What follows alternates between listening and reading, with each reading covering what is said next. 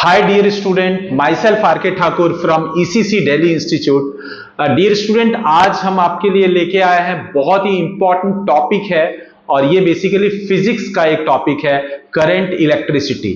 और ये जो करंट इलेक्ट्रिसिटी है इसमें भी बेसिकली हम आज इस वीडियो में क्या लर्न करने वाले हैं, बेसिकली वोल्टेज लर्न करने वाले हैं, करंट लर्न करने वाले हैं और रेजिस्टेंस। सो VIR वोल्टेज और यू कैन से पोटेंशियल डिफरेंस, रेजिस्टेंस और करंट को लर्न करने वाले हैं। इसके अलावा इन तीनों में एक रिलेशन है, mathematical relation, which is popularly known as V is equals to IR and also called Ohm's law. तो हम ओम्स लॉ को बेसिकली देखने वाले हैं, व्हाट इज ओम्स लॉ, इसको डिराइव करेंगे V is equals to IR। At the same time resistance के बारे में डिटेल में लर्न करेंगे कि ये किन किन फैक्टर्स पे डिपेंड करता है, how can we calculate resistance and all. इसके अलावा करंट और वोल्टेज तो हम लर्न करेंगे ही। और इस पे बेस्ड बेसिकली हम न्यूमेरिकल क्वेश्चंस भी करेंगे, ऑब्जेक्टिव क्वेश्चंस भी करेंगे और न्यूमेरिकल्स भी करेंगे। और जो प्रीवियस ईयर एग्जाम्स के क्वेश्चंस हैं जो काफी इंपॉर्टेंट है, चाहे वो क्लास 10 के बोर्ड एग्जाम का क्वेश्चन हो या कॉम्पिटिटिव एग्जाम्स के क्वेश्चंस हो, तो कुल मिला के ये आज का वीडियो बहुत ही इंपॉर्टेंट और हेल्पफुल होने वाला है उन स्टूडेंट्स के लिए जो बोर्ड क्लास 10 की प्रिपरेशन कर रहे हैं और उन स्टूडेंट्स के लिए जिनका फंडामेंटल क्लियर नहीं है इलेक्ट्रिसिटी का और जिनको बेसिकली कॉम्पिटिटिव एग्जाम्स की तैयारी करनी है जनरल साइंस में, जैसे NDA है और जो एयरफोर्स एग्जाम है, जो 10+2 साइंस कैटेगरी के एग्जाम्स हैं, उसके लिए भी काफी इंपॉर्टेंट होने जा रहा है। So let's start. सबसे पहले हम लर्न करेंगे बच्चों करंट क्या है। Start with current. करंट को हम किसे डिनोट करते हैं? I से, राइट। सो सबसे पहले करंट क्या है इसको लर्न करते हैं। बेसिकली करंट को हम basically it's a rate of flow of charge बोलते हैं। करंट को हम क्या बोलते हैं? Rate of flow of charge. किसी भी कंडक्टर में जैसे ही हम उसके दोनों एंड पे पोटेंशियल डिफरेंस अप्लाई करते हैं या अगर दोनों के बीच में पोटेंशियल डिफरेंस है तो उसके जो चार्ज है और यू कैन से जो इलेक्ट्रॉन्स है वो पॉजिटिव से बेसिकली वो जो चार्ज है वो फ्लो होने लगता है, वो इलेक्ट्रॉन फ्लो होने लगता है। तो उसी चार्ज के फ्लो के रेट को, मतलब पर यूनिट टाइम को हम क्या बोलते हैं? करंट बोलते हैं। करंट को हम क्या बोल सकते हैं? It is the rate of flow of charge.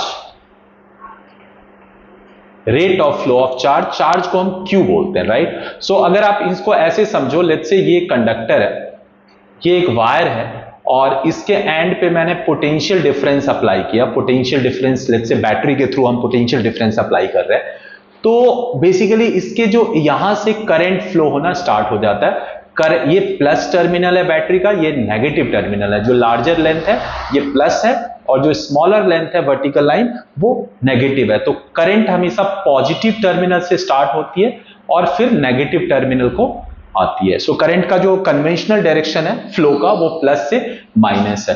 तो इस पोटेंशियल डिफरेंस की वजह से इस यहां पे क्या है? चार्ज का फ्लो होगा और इसी चार्ज के फ्लो के रेट को, what is rate? Per unit time, इसको हम बेसिकली करंट बोलते हैं। चार्ज बेसिकली कहां से आता है? तो चार्ज आता है इलेक्ट्रॉन से।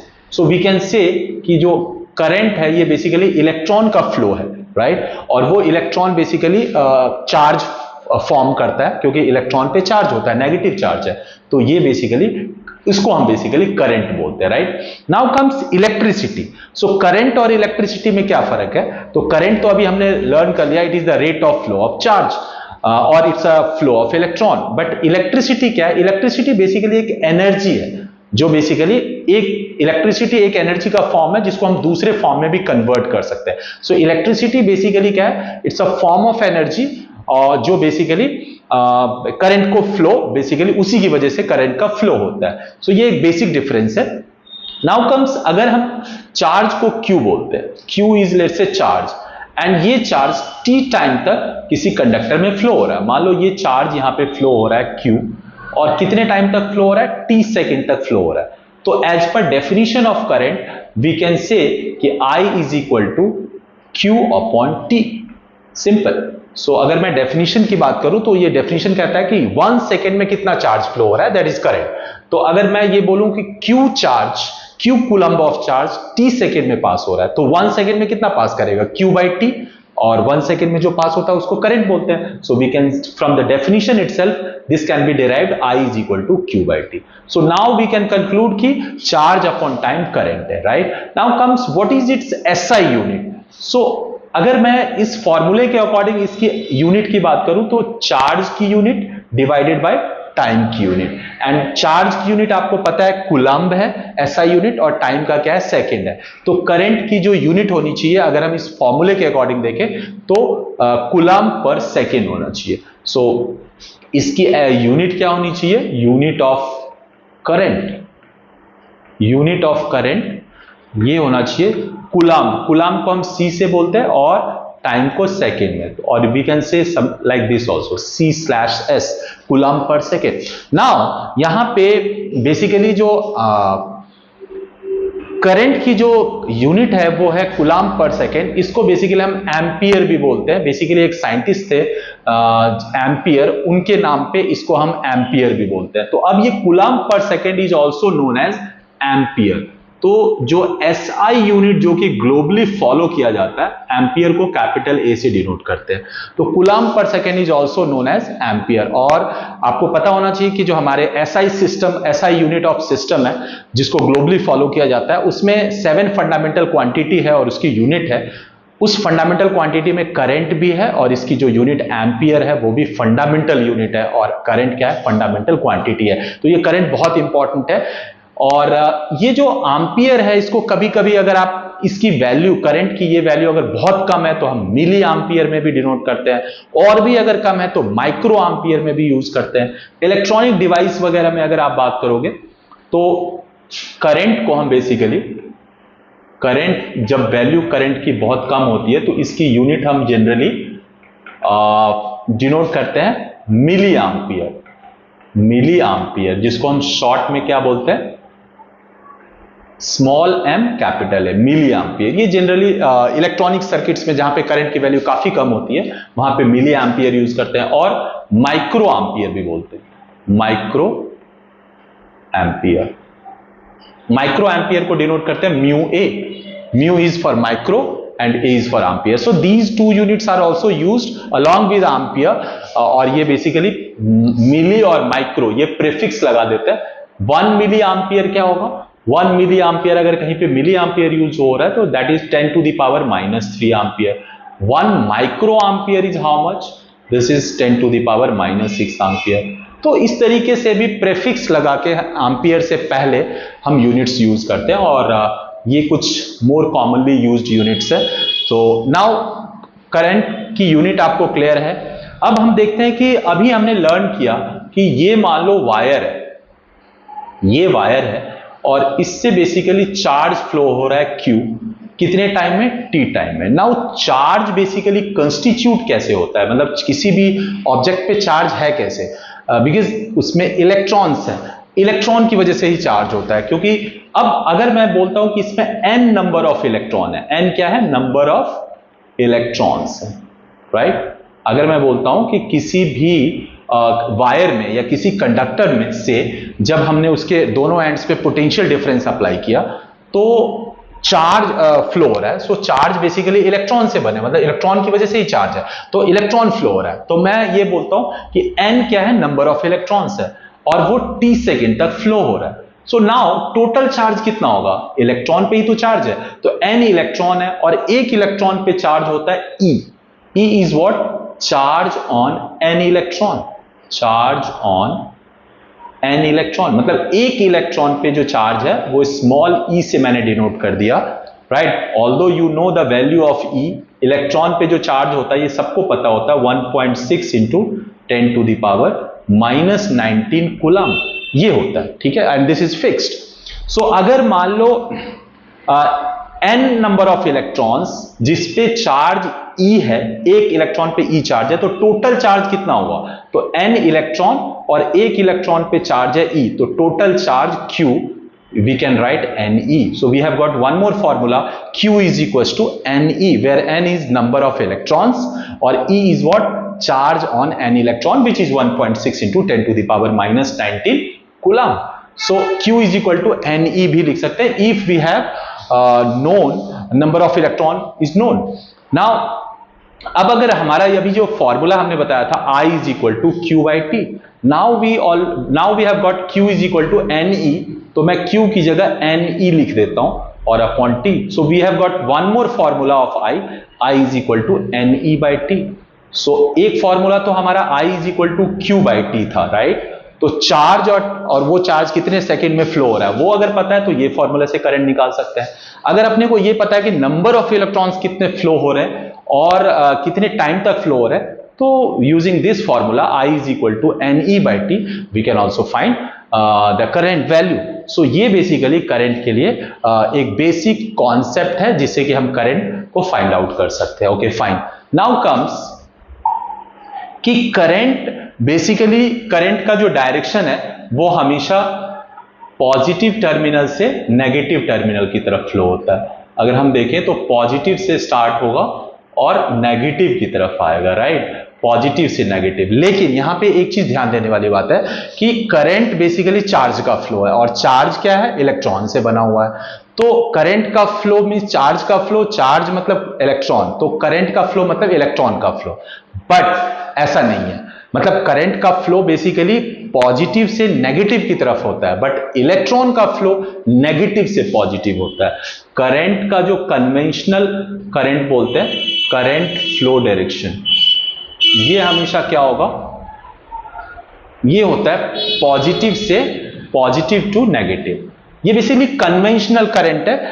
एक इलेक्ट्रॉनिक करंट जो आज की डेट में जो करंट का कॉन्सेप्ट है वो इलेक्ट्रॉनिक थ्योरी से डिराइव्ड है, तो वो करंट की बात नहीं हो रही है। जब करंट शुरू में डेवलप हुआ था, इसका कॉन्सेप्ट, इसको खोजा गया था, उस टाइम पॉजिटिव से नेगेटिव माना गया। और अभी भी कंफ्यूजन ना हो इसीलिए हम प्लस से माइनस ही लेते हैं और इसको कन्वेंशनल करंट बोलते हैं। इसको बोलते हैं क्या, conventional current, right. Now electron, जो कि बेसिकली इलेक्ट्रॉन की वजह से ही करंट क्या, इलेक्ट्रॉन का फ्लो है, बट यहां पे इलेक्ट्रॉन का जो फ्लो होता है ना, इलेक्ट्रॉन्स फ्लो, ये ऑपोजिट होता है। इलेक्ट्रॉन्स फ्लो क्या होता है, नेगेटिव टू पॉजिटिव होता है। तो this is a key concept which you have to remember. Negative से पॉजिटिव होगा, मतलब इलेक्ट्रॉन का फ्लो किधर होगा, ये नेगेटिव है, तो यहां से अगर मैं इसका कलर चेंज करके आपको बताऊं, यहां से ऐसे होगा, ये इलेक्ट्रॉन का फ्लो है और ये किसका फ्लो है, करंट का फ्लो है। तो ये एक दूसरे के ऑपोजिट होता है, ऑल्दो इलेक्ट्रॉन का फ्लो ही करंट का फ्लो है, बट स्टिल जो कन्वेंशनल डायरेक्शन है ये ऑपोजिट होता है, ये आपको याद रखना है, राइट। नाउ कम्स, अब हम करंट के बारे में थोड़ा सा और जानते हैं कि करंट के पास मैग्नीट्यूड है, करंट के पास डायरेक्शन भी है। ऑब्वियसली प्लस से माइनस की तरफ हम लेते हैं, तो क्या करंट वेक्टर क्वांटिटी है, तो आंसर इज नो। ये सरप्राइजिंग आंसर है कि despite having magnitude and direction this is a scalar quantity. अब क्वेश्चन उठता है कि ये कैसे, अभी तक तो हमें बताया गया था कि जिसमें मैग्नीट्यूड है, जिसमें डायरेक्शन है, वो फिजिकल क्वांटिटी वेक्टर क्वांटिटी है, तो ये करंट कैसे स्केलर हो गया, क्या वो डेफिनेशन गलत है, तो no. Definition basically level by level basically अलग अलग तरीके से समझाया जाता है। क्लास 10 तक हमें यही बताया जाता है कि जिसमें मैग्नीट्यूड है, डायरेक्शन है, वो वेक्टर है, और जिसमें सिर्फ मैग्नीट्यूड है वो स्केलर है। तो लेकिन इसमें एक डेफिनेशन में एक और एड ऑन होगा, और वो एड ऑन होकर जब आप वेक्टर को समझोगे तब आपको पता चलेगा कि कैसे करंट मैग्नीट्यूड डायरेक्शन होते हुए भी ये स्केलर है। एक्चुअली वेक्टर का जो करेक्ट डेफिनेशन है वो ये है कि एक क्वांटिटी जिसमें मैग्नीट्यूड भी है, जिसमें डायरेक्शन भी है, और एट द सेम टाइम वो वेक्टर के लॉज को भी फॉलो करता है। What are the vector laws, vector addition, vector subtraction, vector multiplication. तो ये जो एरिथमेटिक है वेक्टर का, उसको भी फॉलो करना होगा उस क्वांटिटी को, जो कि हमें शुरू में 10 तक नहीं बताया जाता। तो मैग्नीट्यूड होनी चाहिए, डायरेक्शन चाहिए, और वेक्टर के एरिथमेटिक को, वेक्टर के अलजेब्रा को भी उसे फॉलो करना होगा। अनफॉर्चुनेटली करंट मैग्नीट्यूड और डायरेक्शन तो उसके पास है, लेकिन वो वेक्टर के लॉज को फॉलो नहीं करता। मतलब वेक्टर का जो एडिशन होता है, वेक्टर का एडिशन इज नॉट जस्ट 2 + 3 = 5, उसमें डायरेक्शन को भी ध्यान में रखना होता है। तो वेक्टर एडिशन को ये फॉलो नहीं करता, जिसकी वजह से ये स्केलर क्वांटिटी है। तो always remember, current is a scalar quantity despite having magnitude and direction. Why? Because current does not follow the law of vectors or the arithmetic of vectors or the algebra of vectors। तो ये एक important point है। Now जो current है वो current basically ये जो current है इसको हम मेजर करते हैं एक इंस्ट्रूमेंट से, इसको मेजर करते हैं इंस्ट्रूमेंट से, और वो इंस्ट्रूमेंट क्या है, तो ये इंस्ट्रूमेंट कहलाता है एमीटर। ये बेसिकली क्या है, एमीटर। और इसको डिनोट कैसे करते हैं, एक सर्कल, इसमें ए और इधर प्लस इधर माइनस, ये बेसिकली एमीटर है। So ammeter is a device used to measure current. तो करंट से हम बेसिकली एमीटर से करंट को यूज फाइंड आउट कर सकते हैं। बट एक और बेसिकली डिवाइस है and that is called galvanometer. So galvanometer भी बेसिकली करंट को मेजर करता है, बट वो करंट को मेजर नहीं बल्कि वो करंट के प्रेजेंस को, करंट को डिटेक्ट करता है, या बहुत ही माइनर करंट, बहुत ही स्मॉल वैल्यू ऑफ करंट को मेजर भी कर सकता है। सो गैल्वेनोमीटर जो कि ऐसे डिनोट करते हैं G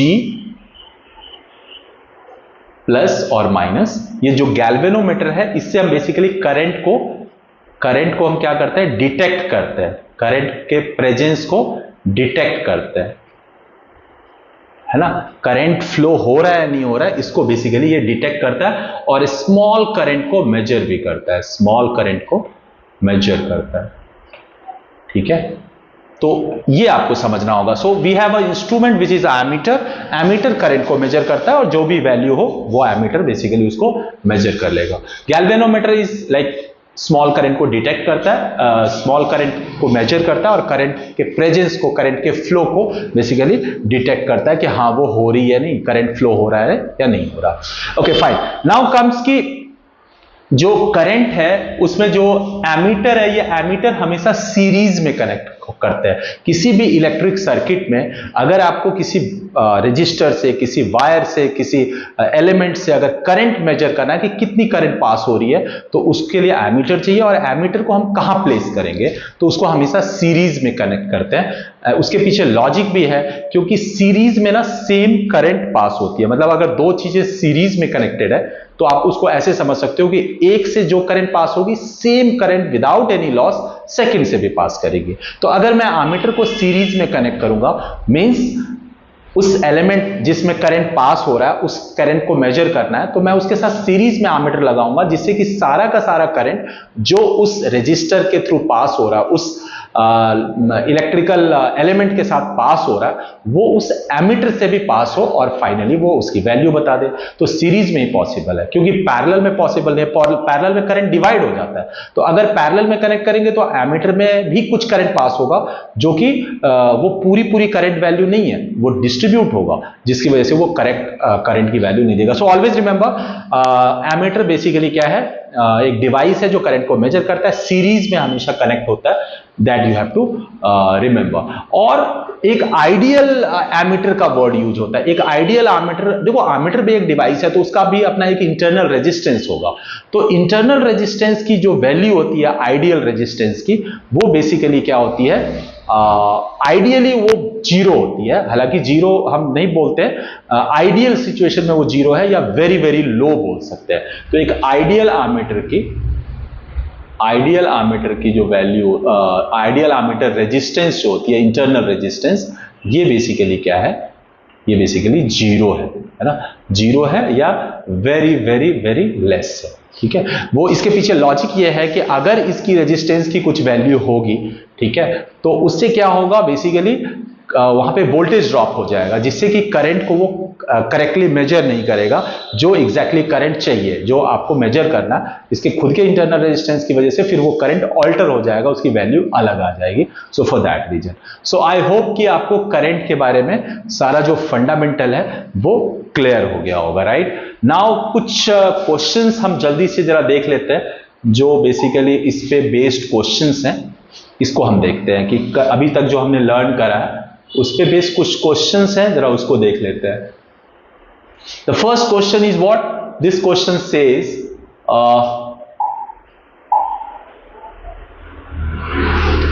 ये कह रहा है कि the SI unit of electric charge is, charge की यूनिट होती है ना, चार्ज की बेसिकली कूलम्ब होती है, ठीक है। चार्ज की एसआई यूनिट क्या है, कूलम्ब। और करंट की क्या होती है, करंट की होती है एम्पियर, करंट की होती है एम्पियर। करंट की एसआई यूनिट क्या है,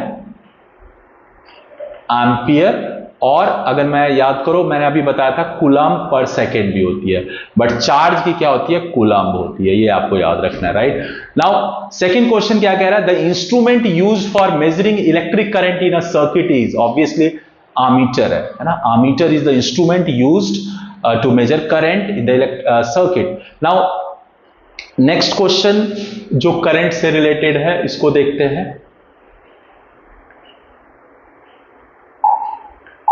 नेक्स्ट क्वेश्चन कह रहा है कि how is an ammeter connected in an electric circuit. अभी बताया था सीरीज में इसको कनेक्ट करते हैं, ammeter is always connected in series. Next अगर आप देखोगे तो अभी ये वाला हमें आगे लर्न करना है, तो देन कम्स बाकी क्वेश्चंस बेसिकली हमारा आगे के टॉपिक पे है।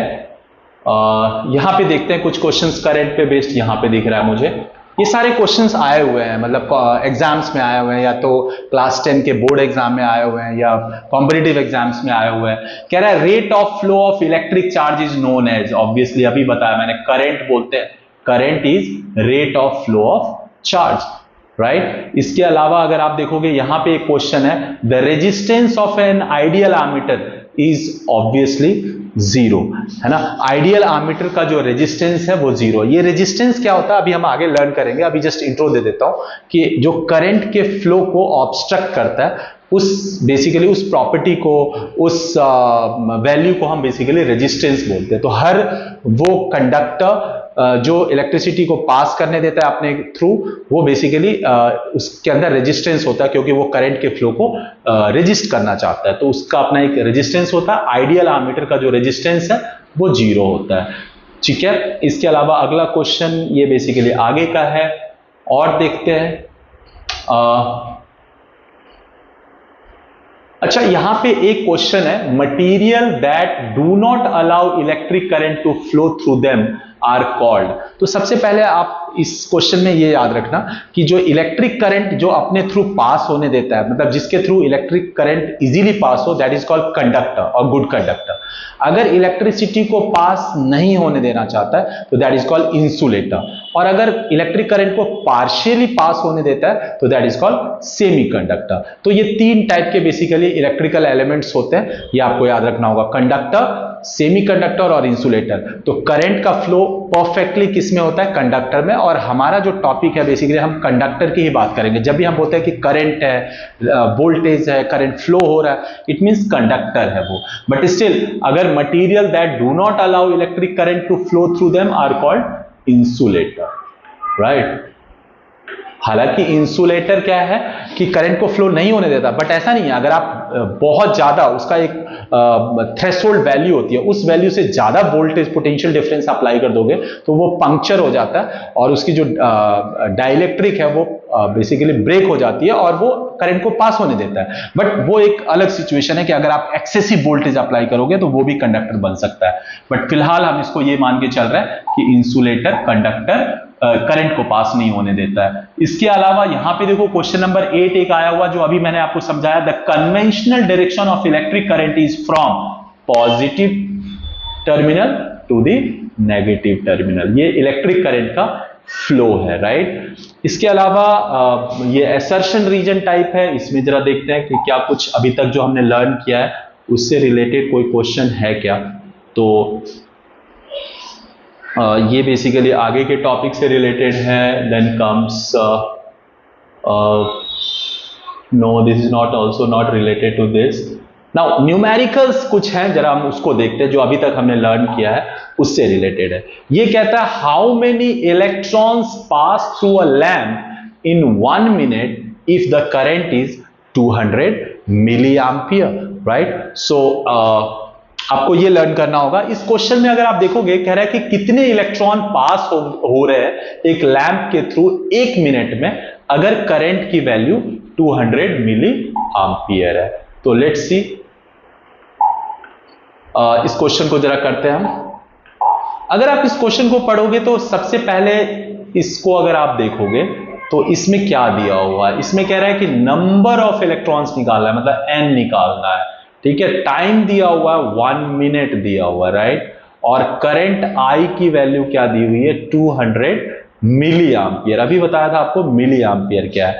तो सबसे पहले आपको ये देखना होगा कि ये जो मिली है इसको बेसिकली एम्पियर में कन्वर्ट करो। 200 into 10 to the power -3 ampere होगा। अभी बताया था 1 milli ampere is 10 to the power -3 ampere. तो ये एम्पियर में हो गया। मिनट है, इसको SI में सेकेंड में कन्वर्ट करेंगे तो 60 सेकेंड हो जाएगा, right. Now we apply that formula जो हमें पता है।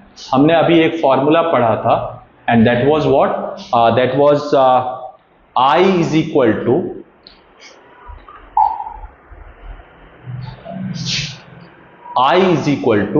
NE by T। ये अभी हमने फॉर्मूला पढ़ा था, right. Current is equal to number of electron into electronic charge upon time. यहां पे मुझे n निकालना है, तो क्रॉस मल्टीप्लाई करके n अगर हम निकालते हैं तो n will be IT by E, IT by E। अब I की वैल्यू अपने को पता है, I की वैल्यू क्या है, I की वैल्यू दी हुई है 200 into 10 to the power -3। T की वैल्यू कितनी दी हुई है 60 सेकेंड, और इलेक्ट्रॉनिक चार्ज कितना होता है 1.6 इंटू 10 टू द पावर -19। और अभी हमने नंबर ऑफ इलेक्ट्रॉन के लिए ये फॉर्मूला लगाया, तो नंबर ऑफ इलेक्ट्रॉन की कोई यूनिट नहीं होगी। अब इसको बस हमें सॉल्व कर देना है, इस वैल्यू को हमें सॉल्व कर देना है। कैसे सॉल्व करेंगे तो लेट्स सी। सबसे पहले 10 टू द पावर आपको प्रॉब्लम कर रहा है, तो 200 इंटू 10 टू द पावर -3 को हम बेसिकली कितना लिख सकते हैं, इसको हम 0.2 लिख सकते हैं, राइट। तो हम इसको लिख देंगे 0.2 और 60 को मल्टीप्लाई करेंगे, राइट, और अपॉन ये हो जाएगा 1.6 और 10 टू द पावर -19 है, ये ऊपर चला जाएगा तो पॉजिटिव बन जाएगा 10 टू द पावर 19, राइट। अब इस 0.2 को 60 से मल्टीप्लाई कर देंगे तो ऑब्वियसली ये हो जाएगा 12, राइट। तो 12 by 1.6 into 10 to the power 19। अब अगर मैं इसको सॉल्व करूं तो ये 120 हो जाएगा पॉइंट हटने पे। 4 से 4 3 जा 12, 30, 4 4 जा 4 से ये क्या हो जाएगा 7.25 है ना, 7.5 हो जाएगा, राइट। तो नाउ यहां से थोड़ा आप ले लेते हैं, जो इसको सॉल्व करोगे तो it will come 7.5 into 10 to the power 19। अब पॉइंट में हम नहीं रखते हैं तो 10 यहां से निकाल लेते हैं, तो ये 10 से मल्टीप्लाई कर देंगे तो 75 इंटू 10 टू द पावर 18 ये नंबर ऑफ इलेक्ट्रॉन हो जाएगा, right. So this is your final answer. So ये क्वेश्चन बहुत ही आसान था, बट यहाँ पे यूनिट का बहुत इंपॉर्टेंट रोल था, क्योंकि टाइम मिनट में है तो इसको सेकंड में कन्वर्ट करना होगा, करंट मिली एम्पियर में है तो इसको एम्पियर बनाना होगा, इलेक्ट्रॉनिक चार्ज की वैल्यू थोड़ी लार्ज, मतलब इसको अगर आप देखोगे तो टिपिकली थोड़ी सी अलग वैल्यू है 1.6 इंटू 10 टू द पावर -19, तो इसको थोड़ा सॉल्व करना होगा, और सॉल्व करते टाइम आपको थोड़ी सी केयर रखनी पड़ेगी। सो आई थिंक ये वाला आपको क्लियर हो गया होगा, right. So now comes next question देखते हैं। Next question is basically next question is not related to I think this current वाला। लेट्स चेक, ये भी नहीं है, ये भी नहीं है, ये वाला देखते हैं। No, this is not related to that, this is also not related to that. I think अब इससे रिलेटेड क्वेश्चन नहीं है, राइट। Okay fine. तो अब हम नेक्स्ट टॉपिक पे चलते हैं बच्चों। हमारा जो नेक्स्ट टॉपिक है बेसिकली वो है voltage, right. So next topic is voltage, right. So voltage पे आते हैं। बेसिकली जिसको हम वोल्टेज बोलते हैं, जिसको हम वोल्टेज बोलते हैं, ओके। सो बच्चों एक्चुअली जब जो हमारा नेक्स्ट पॉइंट होगा लर्न करने का वो है पोटेंशियल को लर्न करना होगा। सबसे पहले पोटेंशियल को लर्न करने के बाद हम पोटेंशियल डिफरेंस लर्न करेंगे, और उसी पोटेंशियल डिफरेंस को हम जनरली वोल्टेज बोल देते हैं। So basically voltage is technically potential difference, लेकिन उसको समझने से पहले आपको पोटेंशियल लर्न करना पड़ेगा, राइट। सो पोटेंशियल क्या है? सो पोटेंशियल इलेक्ट्रिक पोटेंशियल बोलते हैं। पोटेंशियल का मतलब होता है electric potential. So electric potential क्या है, तो इसको हम ऐसे डिफाइन करते हैं कि अगर हम इंफिनिटी से यूनिट चार्ज को इंफिनिटी से एक पॉइंट तक लाने में जो वर्क करना पड़ेगा वही वर्क उस पॉइंट का पोटेंशियल होता है, राइट। सो एक बार फिर से मैं बता रहा हूं, पोटेंशियल किसी भी इलेक्ट्रिक फील्ड में अगर कोई चार्ज रखा हुआ तो उसके आसपास एक इलेक्ट्रिक फील्ड है, उस इलेक्ट्रिक फील्ड के किसी पॉइंट पे पोटेंशियल होगा, तो वो पोटेंशियल क्या होगा, तो यूनिट पॉजिटिव चार्ज को इंफिनिटी से उस पॉइंट तक लाने में जो वर्क करना पड़ेगा वही वर्क उस पॉइंट पे पोटेंशियल के फॉर्म में स्टोर हो जाएगा, राइट। सो इलेक्ट्रिक पोटेंशियल को हम कैसे डिफाइन कर सकते हैं, अगर मान लो Q चार्ज को, अगर Q पॉजिटिव चार्ज को इंफिनिटी से, ये मान लो इंफिनिटी है, और इस पॉइंट A पे अगर हम इसको लाते हैं तो बेसिकली लेट्स से हमें कितना काम करना पड़ रहा है, ठीक है, W वर्क करना पड़ रहा है, ठीक है, कितना वर्क करना पड़ रहा है, W, राइट।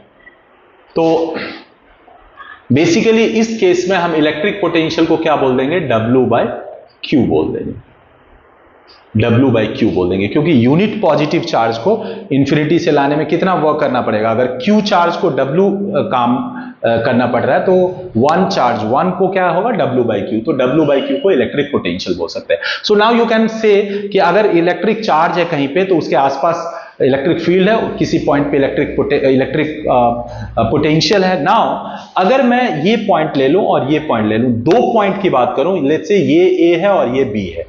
नाउ इंफिनिटी से 1 कूलम पॉजिटिव चार्ज को यहां तक लाने में जो वर्क होगा वो यहां का पोटेंशियल होगा VB, और इंफिनिटी से यूनिट चार्ज को A तक लाने में जो वर्क होगा वो ऑब्वियसली यहां का पोटेंशियल होगा VA। नाउ दोनों के बीच का जो पोटेंशियल डिफरेंस होगा, A से B का जो पोटेंशियल डिफरेंस होगा वो बेसिकली क्या हो जाएगा, VA माइनस VB, राइट। सो VA minus VB basically potential difference, जिसको PD बोलते हैं, और ये पोटेंशियल डिफरेंस इलेक्ट्रिसिटी में बहुत इंपॉर्टेंट होता है, क्योंकि यही बेसिकली इलेक्ट्रिसिटी को पुश करता है, फ्लो देता है, जिससे कि वो फ्लो होता है। तो इलेक्ट्रिक पोटेंशियल के इन्फ्लुएंस में या उसके अंडर में ही इलेक्ट्रिसिटी फ्लो होती है, ये आपको समझना होगा। तो अब हम इसको कैसे डिफाइन कर सकते हैं, तो यूनिट पॉजिटिव चार्ज को B पॉइंट से A पॉइंट तक ले जाने में जो वर्क करना पड़ेगा वही बेसिकली A और B का पोटेंशियल डिफरेंस होगा, राइट। सो A और B का बीच का पोटेंशियल डिफरेंस क्या होगा, यूनिट पॉजिटिव चार्ज को एक पॉइंट B से दूसरे पॉइंट A तक ले जाने में जो वर्क करना होगा वही बेसिकली A और B का पोटेंशियल डिफरेंस होगा। नाउ A अगर हाई पोटेंशियल पे है, B लो पोटेंशियल पे है, तो ऑब्वियसली A हायर पोटेंशियल पे है, B लोअर पोटेंशियल पे है।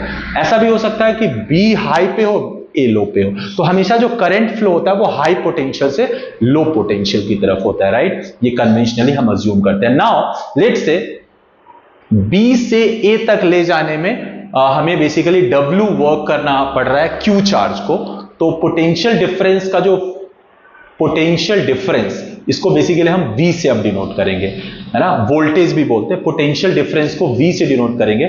तो V हमेशा क्या होता है, अगर Q चार्ज को एक पॉइंट से दूसरे पॉइंट तक ले जाने में W जूल का वर्क डन करना होगा, तो पोटेंशियल डिफरेंस के डेफिनेशन से यूनिट चार्ज को कितना वर्क करना होगा, W/Q, and that is called PD। तो PD का एक फॉर्मूला आ गया W/Q, right. So now you can say कि जो V होता है पोटेंशियल डिफरेंस PD, V ये क्या होता है, W/Q, work done by charge. और यहां से अगर हम क्रॉस मल्टीप्लाई करेंगे तो एक और फॉर्मूला हो जाएगा W = VQ, राइट। तो अब हम समझ सकते हैं कि जो हमारी बैटरी होती है बेसिकली ये प्लस है और ये माइनस, ये अगर 12 वोल्ट है, इसका मतलब है कि ये और ये इन दो पॉइंट के बीच में जो पोटेंशियल का डिफरेंस है वो क्या है, 12 वोल्ट है, राइट। तो यही बेसिकली इंपॉर्टेंट है। और वोल्टेज जिसको हम पोटेंशियल डिफरेंस है, इसकी SI यूनिट क्या होगी, SI यूनिट ऑफ PD। तो यहां पे अगर आप देखोगे इसकी यूनिट अपॉन इसकी यूनिट होगी, वर्क की यूनिट अपॉन चार्ज की यूनिट। वर्क की होती है जूल और चार्ज की होती है कूलम, तो जूल पर coulomb is the SI unit of potential difference. But again इस जूल पर कूलम को हम बेसिकली वोल्ट बोलते हैं। बेसिकली वोल्टा एक साइंटिस्ट थे जिनके नाम पे इसको हम बोलते हैं वोल्ट। तो SI unit of PD, potential difference, ये क्या हो जाएगा, वोल्ट, है ना, वोल्ट, और ये V से डिनोट होता है। तो SI unit of potential difference is volt. Volt में भी मिली वोल्ट, माइक्रो वोल्ट, बहुत कम वोल्ट है तो मिली वोल्ट यूज करते हैं, बट SI यूनिट क्या है, वोल्ट है। तो यहां से आपको पता चल गया। नाउ ये जो पोटेंशियल डिफरेंस है, this is a scalar quantity, इसमें मैग्नीट्यूड है लेकिन डायरेक्शन नहीं है, ये आपको समझना पड़ेगा। तो आई थिंक आपने पोटेंशियल डिफरेंस भी समझ लिया। Now potential difference which is voltage, इसको भी मेजर करने के लिए एक इंस्ट्रूमेंट है विच इज वोल्ट मीटर। नाम ही से क्लियर है कि वोल्ट मीटर मतलब वोल्टेज को मेजर करता है, मतलब ये पोटेंशियल डिफरेंस को मेजर करता है। तो ये एक डिवाइस है volt meter. Volt meter, volt meter कैसे डिनोट करते हैं, सर्कल, अंदर में V stands for volt meter, this is plus and this is minus, so this is volt meter. Volt meter की अगर हम बात करेंगे तो वोल्ट मीटर बेसिकली हमेशा पैरेलल में कनेक्ट होता है। What is parallel connection of resistance, अगर आप रेजिस्टेंसेस को या इलेक्ट्रिकल कंपोनेंट को ऐसे कनेक्ट करते हो कि सबके थ्रू पोटेंशियल डिफरेंस सेम हो, लेकिन सब में अलग अलग करंट पास हो या करंट का डिवीजन हो जाए, तो उसको हम पैरेलल कनेक्शन बोलते हैं। सीरीज कनेक्शन अभी हमने लर्न करा था, लेट्स से ये एक कंपोनेंट है A और दूसरा कंपोनेंट मैंने ले लिया B। अब अगर मैं इसमें यहां से करंट पास कराऊं तो this current will also pass through A and the same current will also pass through B, मतलब there will be no loss of current between A and B। तो this is called series connection. लेकिन यहां पे दोनों के बीच में potential difference अलग होगा, यहां पे होगा VA और यहां पे VB। तो अगर कनेक्शन ऐसा हो कि करंट तो सेम हो लेकिन वोल्टेज अलग अलग हो, that is called series connection. लेकिन जो पैरेलल कनेक्शन होगा दैट इज लाइक दिस। मान लो ये एक कंपोनेंट है इलेक्ट्रिकल कंपोनेंट और दूसरे को मैंने ऐसे कनेक्ट कर दिया B।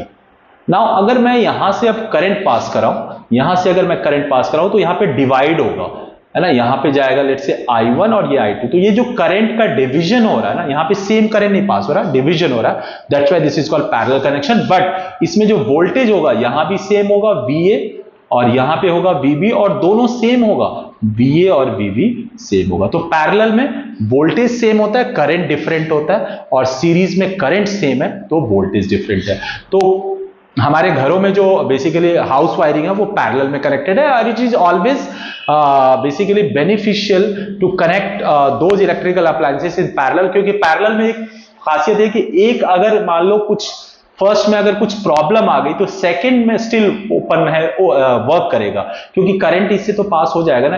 यहां पे अगर एक खराब होगा तो दूसरा वर्क करेगा, लेकिन सीरीज में अगर एक खराब हो गया, मतलब इसका सर्किट अगर डिसकंटिन्यू होगा तो करंट आगे मूव ही नहीं हो पाएगा, जिसकी वजह से आपका एक खराब मींस पूरा का पूरा सर्किट ही डाउन हो जाएगा, कोई भी काम नहीं कर पाएगा। बट पैरेलल में जो कंपोनेंट खराब है वो खाली वर्क नहीं करेगा, बाकी करेगा। तो ये एक एडवांटेज होता है, इसीलिए हम घरों में पैरेलल कनेक्शन करते हैं, राइट। इसके अलावा आपको यह भी समझना पड़ेगा कि ये जो वोल्ट मीटर है बेसिकली क्या मेजर करता है, हमारा वोल्टेज मेजर करता है, और ये पैरेलल में हमेशा कनेक्टेड होता है, ये आपको याद रखना होगा, ठीक है। अच्छा, एक और चीज आपको मैं बता दूं कि इलेक्ट्रिक करंट जो है ना किसी भी सर्किट में, वो हमेशा शॉर्टेस्ट पाथ को फॉलो करता है, मतलब जहां पे उसे शॉर्ट पाथ मिलेगा उससे करंट पास होगा, लॉन्ग पाथ को करंट कभी भी फॉलो नहीं करता है, वन थिंग। और दूसरा, हमेशा लेस रेजिस्टेंस पाथ को फॉलो करता है। अभी हम रेजिस्टेंस ऑलरेडी मैंने आपको थोड़ा ब्रीफ कर दिया, जिस पाथ पे उसे कम रेजिस्टेंस मिलेगा करंट उधर फ्लो होता है, तो ये भी आपको याद रखना है, right. So volt meter is always connected in, let's say ये एक कंपोनेंट है A और मुझे इसका वोल्टेज ड्रॉप निकालना है, तो मैं इसके पैरेलल में वोल्ट मीटर यूज कर दूंगा। तो वोल्ट मीटर हमेशा पैरेलल में कनेक्ट होता है। वो रीजन ये है कि अगर मुझे इसका PD निकालना है तो इसका पूरा PD इसको मिलेगा, तभी ये मेजर कर पाएगा इसका correct PD।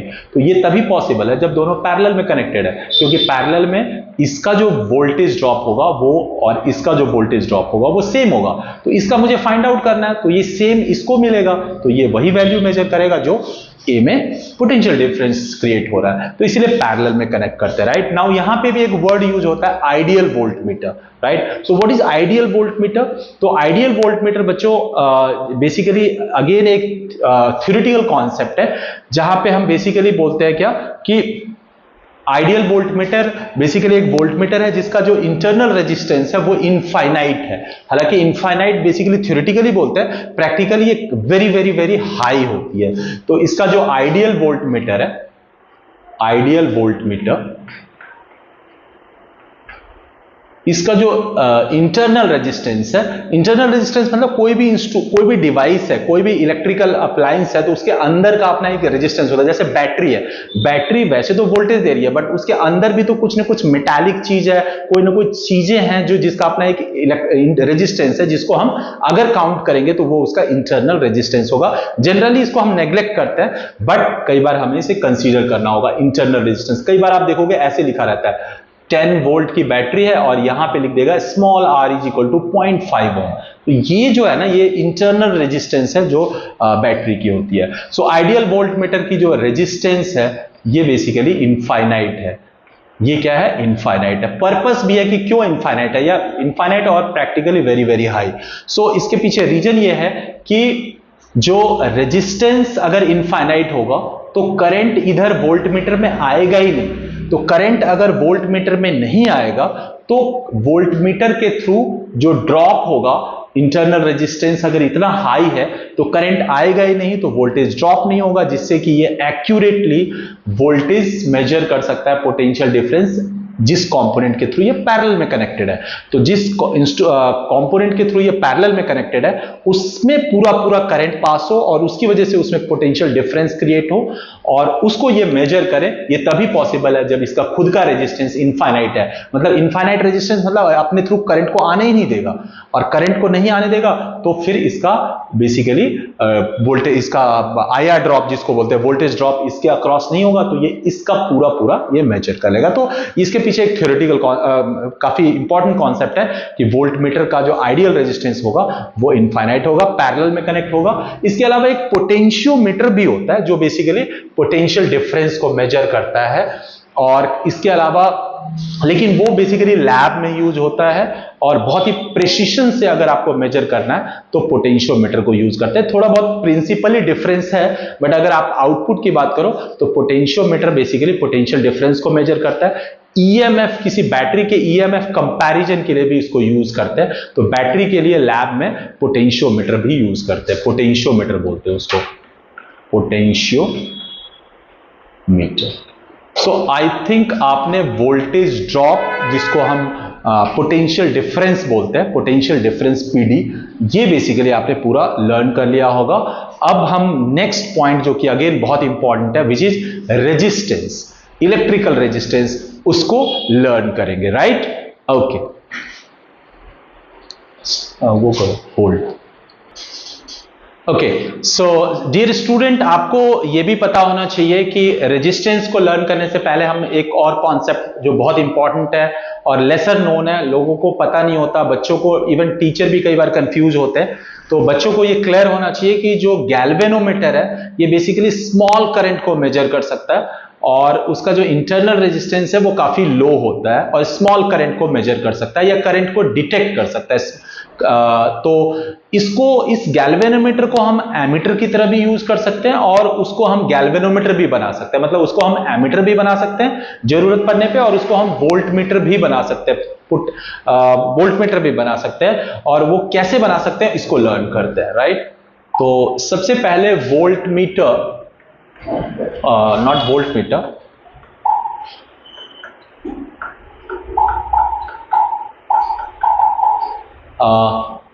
galvanometer, galvanometer as ammeter। हम चाह रहे हैं कि एमीटर जो करंट की वैल्यू मेजर करता है वो ज्यादा होता है और गैल्वेनोमीटर बहुत कम वैल्यू मेजर करता है। हम चाह रहे हैं कि गैल्वेनोमीटर को इसका जो मेजरिंग रेंज है करंट का उसको एक्सटेंड करके उसको एमीटर बना दे। तो कैसे बना सकते हैं? तो फॉर एग्जांपल ये अभी हमारा गैल्वेनोमीटर है, राइट? इस गैल्वेनोमीटर के पैरेलल में, एक पैरेलल में वेरी लो रेजिस्टेंस, ये जो रेजिस्टेंस है ये बहुत कम है, ठीक है? तो इसको low resistance, not very low, low resistance, ये लो रेजिस्टेंस अगर हम शंट कर देंगे, शंट का मतलब होता है पैरेलल में रेजिस्टेंस लगा देना, तो इस गैल्वेनोमीटर के साथ अगर हम पैरेलल में एक लो रेजिस्टेंस लगा देंगे और फिर इसको किसी सर्किट में जहां पे हम जिसके थ्रू करंट निकालना है उसके साथ इसको सीरीज में लगा देंगे, तो इसका जो रेंज है वो ज्यादा हो जाएगा, मतलब ये ज्यादा करंट को मेजर कर सकता है और इस तरीके से ये एमीटर की तरह बिहेव करेगा। कैसे, इसको आप देखो, अगर हम इसको करंट देंगे तो एक्चुअली क्या है ना, अगर हम शंट नहीं करेंगे तो ये गैल्वेनोमीटर क्या हो जाएगा, डैमेज हो जाएगा, क्योंकि इसका जो इसमें हाई करंट पास होगा और हाई करंट पास होने से यहां पे ज्यादा हीट जनरेट होगा और ज्यादा हीट जनरेट होने से क्योंकि इसका रेजिस्टेंस बहुत कम होता है तो ये बेसिकली ये क्या हो जाएगा, डैमेज हो जाएगा। लेकिन हम इसी को बेसिकली अवॉइड करना चाहते हैं कि डैमेज ना हो, तो डैमेज ना हो तो हमने क्या कर दिया, एक लो रेजिस्टेंस इसके साथ पैरेलल में लगा दिया। तो क्या होगा, जैसे ही करंट पास होगी गैल्वेनोमीटर से पास ना होके बेसिकली क्या होगा, ये बाईपास हो जाएगा और सारा का सारा करंट बेसिकली इसमें पास हो जाएगा।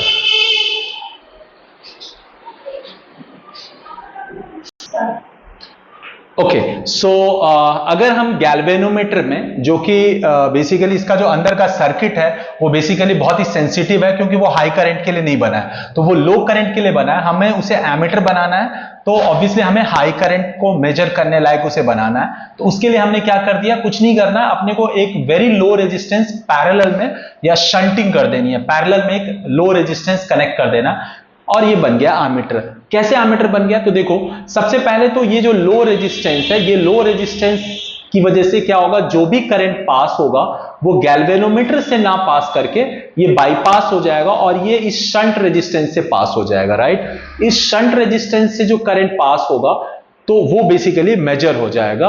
कौन मेजर कर लेगा, गैल्वेनोमीटर। और at the same time galvanometer ये जो पूरा एमीटर बन गया, इस एमीटर का जो नेट रेजिस्टेंस है वो भी बहुत कम हो गया। कैसे, क्योंकि ये गैल्वेनोमीटर का अपना एक इंटरनल रेजिस्टेंस है जो बहुत बहुत कम है और ये जो रेजिस्टेंस आपने लगाया है पैरेलल में शंटिंग, इसका भी बहुत कम है। तो दोनों का पैरेलल कॉम्बिनेशन हमेशा जो इक्विवेलेंट रेजिस्टेंस होता है पैरेलल में वो इंडिविजुअल रेजिस्टेंसेस से भी लो होता है। तो ओवरऑल रेजिस्टेंस लो हो गया, जिससे ये कि आइडियल एमीटर की तरह बिहेव करेगा, क्योंकि आइडियल एमीटर की रेजिस्टेंस की वैल्यू लो होनी चाहिए, वेरी वेरी लो होनी चाहिए। तो लो रेजिस्टेंस आपको मिल गया, वेरी वेरी लो भी मिल गया, और at the same time galvanometer से करंट पास नहीं हुआ, टोटल करंट, और वो बाईपास हो गया, जिससे कि उसका सर्किट भी बच गया। तो इस तरीके से ये हाई करंट को भी मेजर कर लेगा और इस खुद को सेफ भी रख लिया। तो इस तरीके से आप बोल सकते हो कि गैल्वेनोमीटर को हम एज अ एमीटर भी यूज कर सकते हैं by extending its measuring ammeter measuring range, और उसके लिए हमें पैरेलल में एक लो रेजिस्टेंस शंट कर देना है। तो इससे हमारा पर्पस सॉल्व हो जाएगा। सो always remember, galvanometer can be used as an ammeter by using parallel resistor, very low value resistance which will be connected in parallel with the galvanometer. Now next अगर हम देखें कि galvanometer को हम voltmeter में connect कर सकते हैं, galvanometer को हम वोल्टमीटर भी बना सकते हैं। इसके लिए हमें क्या करना होगा, अगेन ये गैल्वेनोमीटर है, इसका इंटरनल रेजिस्टेंस बहुत कम होता है, इसका सर्किट बहुत ही बेसिकली क्या होता है, सेंसिटिव होता है।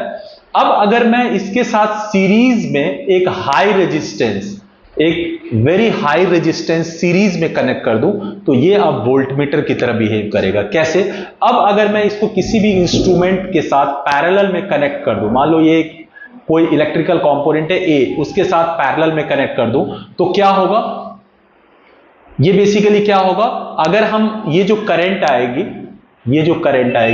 तो ये काफी हाई रेजिस्टेंस होने की वजह से इससे करंट पास नहीं होगा, सारा का सारा करंट किससे पास हो जाएगा, इस इलेक्ट्रिकल कंपोनेंट से पास होगा। अब इस इलेक्ट्रिकल कंपोनेंट में वोल्टेज ड्रॉप होगा और वो सारा का सारा करंट के इक्विवेलेंट वोल्टेज ड्रॉप हो जाएगा IR, और ये चूंकि पैरेलल में है तो ये पूरा IR इस गैल्वेनोमीटर के रीडिंग को मिल जाएगा और ये उसको डिटेक्ट कर लेगा। सो इस तरीके से ये गैल्वेनोमीटर बन जाएगा वोल्टमीटर, क्योंकि इसकी जो वोल्टेज रेंज है वो बढ़ गई। ठीक है, तो यहां से आप बोल सकते हो कि गैल्वेनोमीटर को हम वोल्टमीटर कब बना सकते हैं, तो अगर हम उसके सीरीज में एक हाई रेजिस्टेंस कनेक्ट कर दे तो इट विल बिहेव लाइक, और it will become like voltmeter. So ये बेसिकली कॉन्सेप्ट था बच्चों जो आपको याद रखना पड़ेगा, राइट। नाउ अब हम आते हैं रेजिस्टेंस, जो कि अगेन बहुत इंपॉर्टेंट है। V, I और R इन तीनों की बात कर रहे हैं हम, तो V और I तो हमने लर्न कर लिया। अब R की बात करते हैं, रेजिस्टेंस। Resistance, right. रेजिस्टेंस को हम R से डिनोट करते हैं। और रेजिस्टेंस होता क्या है, शुरू में ही मैंने आपको इंट्रोडक्शन में बताया था कि करंट का फ्लो होता है किसी कंडक्टर के थ्रू, तो वो कंडक्टर बेसिकली करंट के फ्लो को अपोज करता है। ये जो अपोजिंग कह सकते हो अमाउंट है या अपोजिंग जो इंटेंसिटी है, इसी को हम बेसिकली रेजिस्टेंस बोलते हैं। Means higher the resistance more will be the opposing tendency. ज्यादा रेजिस्टेंस है इसका मतलब है उसके थ्रू करंट का फ्लो बेसिकली क्या होगा, स्लो होगा, और अगर कम रेजिस्टेंस है तो करंट का फ्लो ज्यादा होगा। तो रेजिस्टेंस बेसिकली एक क्या है, बेसिकली करंट के फ्लो को अपोज करने का बेसिकली टेंडेंसी है, ये आप बोल सकते हो रेजिस्टेंस के बारे में, राइट। नाउ यहां पे रेजिस्टेंस की जो एसआई यूनिट है, SI unit of resistance, resistance को आर, कैपिटल आर से डिनोट करते हैं। एसआई यूनिट ऑफ रेजिस्टेंस, इसको सरप्राइजिंगली ओम बोलते हैं, ओम, है ना। ओम बेसिकली अभी हम नेक्स्ट में ओम्स लॉ पढ़ेंगे, उसी साइंटिस्ट जॉर्ज ओम के नाम पे, जॉर्ज सिमोन ओम के नाम पे बेसिकली ये ओम बोलते हैं। और ओम को सिंबल बेसिकली थोड़ा सा यूनिक सा सिंबल देते हैं। ये बेसिकली क्या है, हमारा सिंबल है, ठीक है। ये बेसिकली क्या है, हमारा सिंबल है, ठीक है।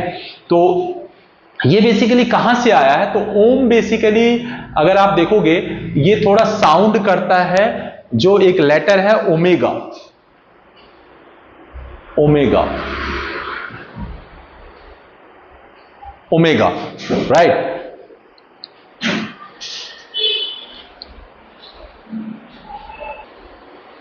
Okay, so SI unit of resistance is ohm. Actually ये ओम की अगर आप बात करोगे तो ये साइंटिस्ट का नाम है। अगर हम देखें तो इसका सिंबल, अगर हम फिजिक्स के स्टैंडर्ड प्रैक्टिस के अकॉर्डिंग देखें तो ओम का ओ होना चाहिए जनरली, बट ये ओम ना होके सिंबल बेसिकली इस टाइप का दिया गया।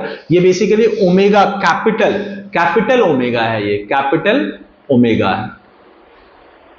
है ना। ग्रीक लेटर है बेसिकली ओमेगा, इस टाइप से ये ओमेगा होता है। ग्रीक लेटर है, कैपिटल में ओमेगा को ऐसे लिखते हैं और स्मॉल में ऐसे लिखते हैं। तो ग्रीक में बेसिकली ग्रीक लेटर का जो कैपिटल है ये ओमेगा है, और ये बेसिकली ओमेगा ओम से थोड़ा सा सिमिलर भी है।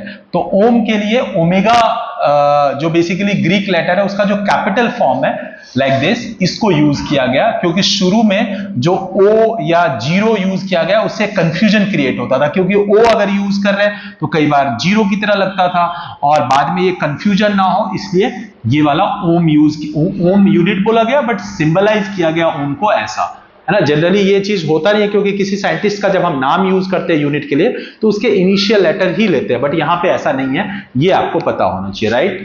Okay fine. अब हम देखते हैं कि ये जो रेजिस्टेंस है आर, ये बेसिकली होता क्या, अगर ये मान लो एक वायर है, और एक और चीज, रेजिस्टेंस को हम ऐसे डिनोट करते हैं, मतलब इलेक्ट्रिक सर्किट में हम ऐसे डिनोट करते हैं रेजिस्टेंस को लाइक दिस, क्योंकि जैसे बैटरी को हम ऐसे डिनोट करते हैं, ठीक है। बैटरी और सेल में क्या फर्क है, सेल बेसिकली एक यूनिट है पोटेंशियल डिफरेंस को प्रोवाइड करने के लिए, बट जो बैटरी है वो कॉम्बिनेशन ऑफ सेल्स है, तो कॉम्बिनेशन ऑफ सेल्स को बैटरी बोलते हैं। तो ये सेल है, और इसको अगर हम बैटरी की तरह देखेंगे तो ऐसे डिनोट कर देते हैं, ये होता है हमारा बैटरी। डॉट डॉट का मतलब है कि आप n number of battery connect कर सकते हो एज पर योर कन्वीनियंट, 2, 3, 4 कुछ भी यूज कर सकते हो, और ये बन जाता है बैटरी। इसमें ये चीज ध्यान देना कि नेगेटिव हमेशा पॉजिटिव के साथ ही कनेक्ट होगा, तभी आपका जो बैटरी फॉर्म कर पाएगा। अगर नेगेटिव को पॉजिटिव से कनेक्ट करोगे तभी पूरा सर्किट कंप्लीट होगा, और वो आपको डिजायर्ड वोल्टेज मिलेगा, हायर वोल्टेज मिलेगा। सो रेजिस्टेंस को ऐसे डिनोट करते हैं, इसके अलावा करंट को ऐसे आई से डिनोट करते हैं, और बैटरी या वोल्टेज को, सेल को ऐसे, और बैटरी इसका कॉम्बिनेशन होगा। तो हर एक इलेक्ट्रिकल सर्किट में ना हर एक कंपोनेंट का ना अपना एक सिंबल होता है, जिससे कि इलेक्ट्रिक सर्किट को बेसिकली ड्रॉ करते टाइम आपको हेल्प मिले, तो सिंबल यूज करते हैं, राइट। तो अगर हम रेजिस्टेंस की बात करें, ये बेसिकली हमारा क्या है, रेजिस्टेंस है। तो ये एक वायर है, इसका अपना एक रेजिस्टेंस है। अगर आप देखोगे तो इस वायर की यहां पे ये मान लो लेंथ है, ये क्या है, वायर की लेंथ है, और ये इसका क्या है, क्रॉस सेक्शनल एरिया है, क्रॉस सेक्शनल एरिया ए है। यहां पे अगर वायर सिलेंड्रिकल है तो सर्कुलर क्रॉस सेक्शन होगा, ठीक है। और अगर अदर टाइप का वायर है तो उसका जो एंड है उसका क्रॉस सेक्शन, अगर हम काटते हैं यहां से, अगर यहां से इसको काटेंगे तो ये जो आपको मिलेगा ना, this is called cross sectional. तो इस क्रॉस सेक्शन का अपना एक एरिया होगा, तो ए मान लेते हैं हम क्रॉस सेक्शनल एरिया, एल इस वायर की लेंथ है और इस वायर की अपनी एक रेजिस्टेंस है। अब अगर मैं यहां से करंट पास कर रहा हूं आई, तो ये जो रेजिस्टेंस है ना, इस रेजिस्टेंस को एक्सपेरिमेंटली देखा गया है, लैब में देखा गया है कि इस वायर का जो रेजिस्टेंस है वो डायरेक्टली प्रोपोर्शनल होगा इसके लेंथ के। इसका क्या मतलब हुआ, इसका मतलब हुआ कि वायर की जितनी लंबाई बढ़ेगी तो उसका जो रेजिस्टेंस की वैल्यू है वो उतनी ज्यादा इंक्रीज होगी। डबल लेंथ होगी तो डबल रेजिस्टेंस हो जाएगा, अगर हाफ लेंथ करेंगे, आधा करेंगे तो हाफ रेजिस्टेंस हो जाएगा, क्योंकि डायरेक्टली प्रोपोर्शनल है। ये लैब में एक्सपेरिमेंटली वेरीफाई हुआ। नाउ सेकंड पॉइंट और रेजिस्टेंस के बारे में पता चला कि रेजिस्टेंस इनवर्सली प्रोपोर्शनल होता है क्रॉस सेक्शनल एरिया के। सो इनवर्सली प्रोपोर्शनल होता है ये क्रॉस सेक्शनल एरिया के। इसका मतलब है कि अगर ये वाला एरिया बढ़ेगा, मतलब वायर अगर मोटी होगी तो रेजिस्टेंस क्या हो जाएगा, कम हो जाएगा, क्योंकि इनवर्स रिलेशन है। अगर वायर मोटी हो जाएगी, if wire becomes thick then the resistance of it will what it will reduce, and अगर wire is thinner so उसका cross sectional area कम हो जाएगा, so in that case the resistance will be more. So now you can conclude that thicker the wire less will be the resistance, thinner the wire more will be the resistance. तो ये आपको याद रखना होगा, resistance area के inversely proportional. When I से area so it is cross sectional area. अगर मान लो इस वायर का डायमीटर d है, डायमीटर d है तो ये सर्कल ही तो है, इसका डायमीटर d है तो इसका एरिया क्या निकलेगा, तो डायमीटर d है तो एरिया होगा पाई आर स्क्वायर। अब r को मैं d/2 लिख दूंगा, तो पाई इंटू d/2 सो का square, so it will become π/4 d square. So area basically is what, π/4 d square, round wire, जो कि टिपिकली राउंड वायर ही होता है। तो अगर एरिया की π/4 तो कांस्टेंट है, तो एरिया किस पे डिपेंड कर रहा है, डायमीटर के स्क्वायर पे। तो अब हम अगर बोलते हैं कि resistance is inversely proportional to area, that can also be understood like it is inversely proportional to diameter का स्क्वायर, क्योंकि एरिया डायमीटर के स्क्वायर के डायरेक्टली प्रोपोर्शनल है। तो wherever area is there so we can say directly proportional to D square. तो हम इसको ये भी बोल सकते हैं कि जो रेजिस्टेंस होता है किसी भी वायर का, वो अगर वो सिलेंड्रिकल है तो उसके डायमीटर के स्क्वायर के डायरेक्ट इनवर्सली प्रोपोर्शनल है। मतलब डायमीटर अगर डबल होगा तो रेजिस्टेंस 1/4 टाइम्स हो जाएगा, स्क्वायर इफेक्ट आएगा। एक तो इनवर्स रिलेशन है, ऊपर से स्क्वायर है, तो अगर डायमीटर को डबल करोगे 2d तो रेजिस्टेंस क्या हो जाएगा, 1/4 रह जाएगा। अगर डायमीटर को हाफ करेंगे तो हाफ का स्क्वायर क्या हो जाएगा, 1/4। अब चूंकि रेसिप्रोकल होता है, इनवर्स रिलेशन है, तो इसका रेसिप्रोकल या इसका इनवर्स क्या हो जाएगा, 4, तो रेजिस्टेंस 4 टाइम्स हो जाएगा। तो यहां पे बहुत ध्यान देने वाली बात है कि अगर हम लेंथ को डबल करेंगे रेजिस्टेंस डबल, लेंथ को हाफ करेंगे तो रेजिस्टेंस हाफ।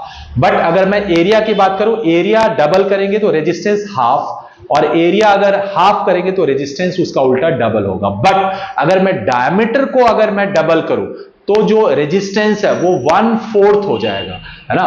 और अगर मैं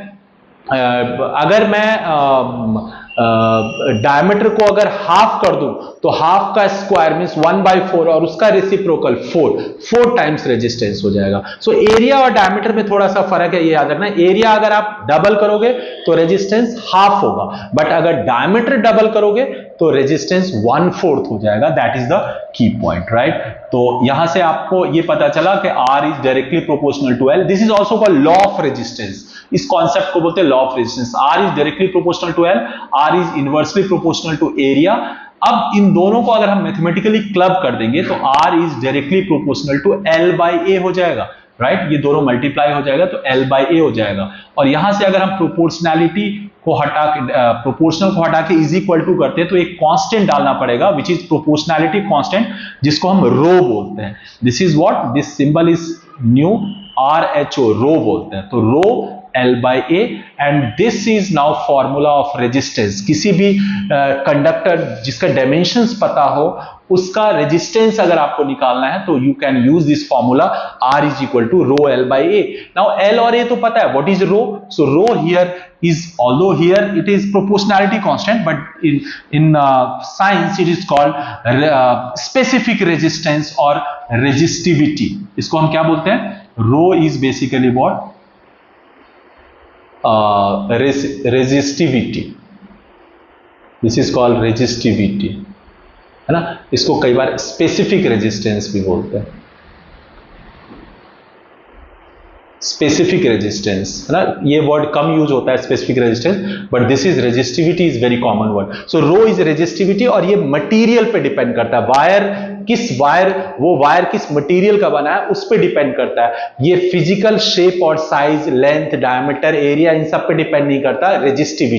रेजिस्टिविटी सिर्फ और सिर्फ मटेरियल पे डिपेंड करता है और टेम्परेचर पे भी डिपेंड करता है, राइट? टेम्परेचर पे भी डिपेंड करता है, बट जनरली अगर टेम्परेचर कांस्टेंट हो तो बेसिकली क्या है, ये सिर्फ मटेरियल पे डिपेंड करता है, फिजिकल शेप और साइज पे डिपेंड नहीं करता। मींस अगर मैं कॉपर का वायर ले लूं और एक कॉपर की छोटी वायर लूं और एक कॉपर की ही बड़ी वायर लूं, रेजिस्टेंस जरूर चेंज हो जाएगा, बड़ी वाली वायर का रेजिस्टेंस ज्यादा हो जाएगा। बट अगर रेजिस्टिविटी की बात करें तो छोटी वाली वायर और बड़ी वाली वायर दोनों अगर कॉपर का है तो दोनों की सेम वैल्यू होगी, क्योंकि मटेरियल सेम है, राइट? सो रेजिस्टिविटी क्लियर हो गया। नाउ यहां से हम नया टर्म आया रेजिस्टिविटी, इसको जरा फाइंड आउट करते हैं और इसको डिफाइन करते हैं। R is equal to rho L by A से अगर रो निकालेंगे तो क्रॉस मल्टीप्लाई करके it will become R A by L. अब यहां से इसकी सबसे पहले एसआई यूनिट निकालते हैं। इसकी एसआई यूनिट क्या हो जाएगी बच्चों? एसआई यूनिट के लिए एज यूजुअल हम इस फॉर्मूले में सबकी यूनिट को पुट कर देंगे। रेजिस्टेंस का अभी मैंने आपको बताया ओम होता है, राइट? और एरिया इज मीटर स्क्वायर और upon length is metre, so metre से metre square got cancelled, so it became ohm metre. तो याद रखना SI unit of rho resistivity, this is ohm metre, इसको ओम मीटर बोलते हैं। तो इसकी एसआई यूनिट क्या है? ओम मीटर है, राइट? सो आपको ये समझना होगा। अच्छा, अब हम इसको डिफाइन भी कर सकते हैं। यूनिट तो ओम मीटर हो गया, अब हम डिफाइन कर सकते हैं। तो अभी हमने देखा रो क्या है, आर एल बाई, एक second, actually we came to know R is equal to rho L by A. Okay, so cross multiply R A by L हो जाएगा, right? R A by L.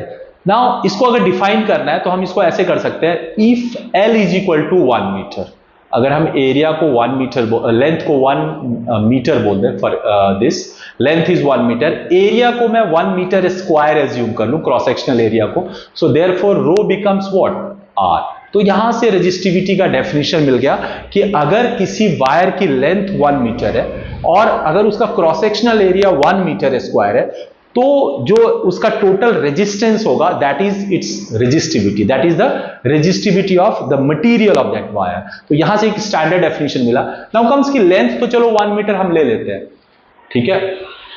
ये wire लेते हैं, लंबाई 1 metre ले लेंगे, but area हमें 1 metre लेना पड़ेगा। ये वाला जो एरिया है, ये एरिया 1 मीटर स्क्वायर हो जाए, लेंथ इसकी क्या हो जाए? 1 मीटर हो जाए। तो उस केस में इसका जो रेजिस्टेंस आर आएगा वो ये जिस मटेरियल का वायर है उसकी रेजिस्टिविटी के बराबर हो जाएगी। नाउ यहां पे लैब में प्रैक्टिकली हम क्या करते हैं कि एक यूनिट लेंथ का क्यूब ले लेते हैं, यूनिट लेंथ का क्यूब ले लेते हैं, 1 मीटर 1 मीटर 1 मीटर क्यूब है। नाउ इसका ये वाला कोई भी ऑपोजिट फेस ले लेते हैं। मान लो इस फेस से करंट को पास करा रहा है, इधर से आउट हो रहा है, तो अब अगर लेंथ देखोगे तो लेंथ हो जाएगा 1 मीटर, राइट?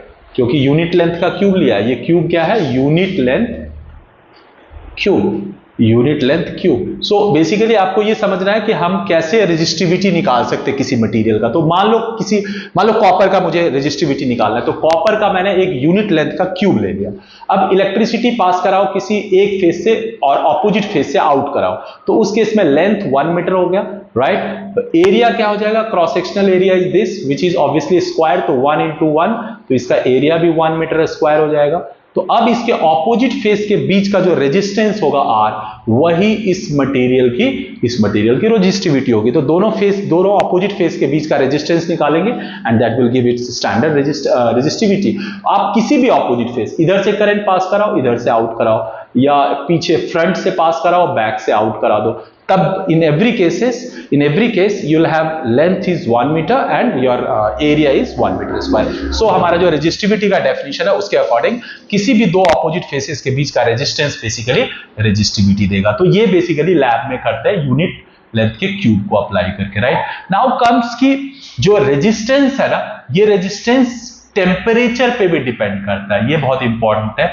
और रेजिस्टिविटी रो भी है ना, ये भी टेम्परेचर पे डिपेंड करता है ना। अभी तक हमने फिजिकल डायमेंशन और मटेरियल की बात करी, अब हम एक फिजिकल फैक्टर की बात करते हैं जो हमारा बेसिकली टेम्परेचर है। तो उस टेम्परेचर की अगर हम बात करें तो टेम्परेचर में टेम्परेचर की जो रेजिस्टेंस और रेजिस्टिविटी की जो डिपेंडेंसी है टेम्परेचर के साथ, वो बेसिकली कंडक्टर के लिए थोड़ा अलग है और इंसुलेटर और सेमीकंडक्टर के लिए अलग है। हम बेसिकली यहां पे आपको समझना होगा कि जो कंडक्टर है जो जनरली जो मेटल होते हैं, कंडक्टर्स क्या होते हैं, मेटल होते हैं, क्योंकि उनमें फ्री इलेक्ट्रॉन्स होते हैं और उससे इलेक्ट्रिसिटी इजीली पास होता है, क्योंकि फ्री इलेक्ट्रॉन्स बेसिकली चार्ज को कैरी करता है और वो इलेक्ट्रिसिटी फ्लो होता है। तो कंडक्टर्स में क्या होता है, अगर मैं टेम्परेचर बढ़ाऊंगा तो रेजिस्टेंस भी बढ़ जाएगी और टेम्परेचर अगर मैं कम करूंगा तो रेजिस्टेंस भी कम हो जाएगी, राइट। सो ये डायरेक्ट रिलेशन है कंडक्टर में। लेकिन इंसुलेटर और सेमीकंडक्टर, अगर मैं सेमीकंडक्टर जैसे जर्मेनियम, सिलिकॉन, है ना, सेमीकंडक्टर और इंसुलेटर, इसमें थोड़ा सा अलग है। इसमें बोलते हैं कि टेम्परेचर अगर आप बढ़ाओगे तो रेजिस्टेंस क्या हो जाएगा, कम हो जाएगा, रेजिस्टेंस कम हो जाएगा, मतलब इनवर्स रिलेशन है। और इसको आप ऐसे समझ सकते हो, पहले हम कंडक्टर में समझते हैं कि अगर आप टेम्परेचर बढ़ाओगे तो जो इलेक्ट्रॉन्स है कंडक्टर में वो बेसिकली मूव तो स्टार्ट कर देगा, क्योंकि टेम्परेचर अगर बढ़ाओगे तो बेसिकली क्या होगा, थर्मल एजिटेशन क्रिएट होगा। थर्मल एजिटेशन की वजह से एटम क्या होगा, रैंडमली वाइब्रेट करेगा, मतलब उसका जो मोशन है मीन पोजीशन पे वो थोड़ा ज्यादा वाइब्रेट करने लग जाएगा। और इलेक्ट्रॉन फ्लो हो रहा है तो उस इलेक्ट्रॉन के साथ स्ट्राइक करेगा तो इलेक्ट्रॉन के फ्लो को बेसिकली ऑब्स्ट्रक्ट करेगा, ठीक है। तो इलेक्ट्रॉन के फ्लो को ऑब्स्ट्रक्ट करना ही तो रेजिस्टेंस है, इसका मतलब रेजिस्टेंस बढ़ जाएगा। तो टेम्परेचर बढ़ाने से थर्मल एजिटेशन बढ़ेगा, थर्मल एजिटेशन बढ़ने से एटम बेसिकली ऑब्स्ट्रक्ट करेगा किसके फ्लो को, इलेक्ट्रॉन के फ्लो को, और वो इलेक्ट्रॉन के फ्लो को हिंड्रेंस क्रिएट करेगा, जिसकी वजह से उसका करंट कम फ्लो होगा, रेजिस्टेंस बढ़ जाएगा। So in that way we can understand कि कंडक्टर में ऐसे बिहेव करता है। सेम टेम्परेचर कम होगा तो रेजिस्टेंस कम होगा, ये भी इसमें भी जस्ट ऑपोजिट लॉजिक होगा। बट सेमीकंडक्टर और इंसुलेटर का कॉन्सेप्ट टोटली अलग है। इनका कंडक्शन बैंड होता है और उसमें अगर हम टेम्परेचर को बढ़ाते हैं तो बेसिकली उस कंडक्शन बैंड की वजह से क्या हो जाता है, इसका रेजिस्टेंस और कम हो जाता है, क्योंकि फ्री इलेक्ट्रॉन्स जो थोड़े बहुत होते हैं वो कंडक्शन बैंड में चले जाते हैं, जिससे उनकी कंडक्टिविटी बढ़ जाती है, वो इलेक्ट्रॉन्स बेसिकली फ्लो करने लग जाते हैं, जिसकी वजह से रेजिस्टेंस उसका कम हो जाएगा, क्योंकि करंट अगर ज्यादा फ्लो होगा इसका मतलब रेजिस्टेंस कम होगा। तो from that logic semi conductor और इंसुलेटर में ये लॉजिक है। कंडक्टर में ये है जो आपको समझ में आया। इसको थोड़ा सा ऐसे भी हम एक्सप्लेन करते हैं, एक होता है thermal coefficient of resistance. Her material का अपना एक थर्मल कॉफिशिएंट ऑफ रेजिस्टेंस होता है और कंडक्टर का जो थर्मल कॉफिशिएंट ऑफ रेजिस्टेंस होता है वो पॉजिटिव होता है, क्योंकि टेम्परेचर बढ़ने से रेजिस्टेंस बढ़ रहा है। बट जो सेमी कंडक्टर और इंसुलेटर है इसमें चूंकि उल्टा है, टेम्परेचर बढ़ने से रेजिस्टेंस कम हो रहा है, तो in that case we can say कि इसका जो टेम्परेचर कॉफिशिएंट ऑफ रेजिस्टेंस है वो नेगेटिव होता है, राइट। सो ये एक जनरल कॉन्सेप्ट है, ये आपको लर्न करना होगा। इसको अगर हम देखें तो ग्राफ से भी हम देख सकते हैं।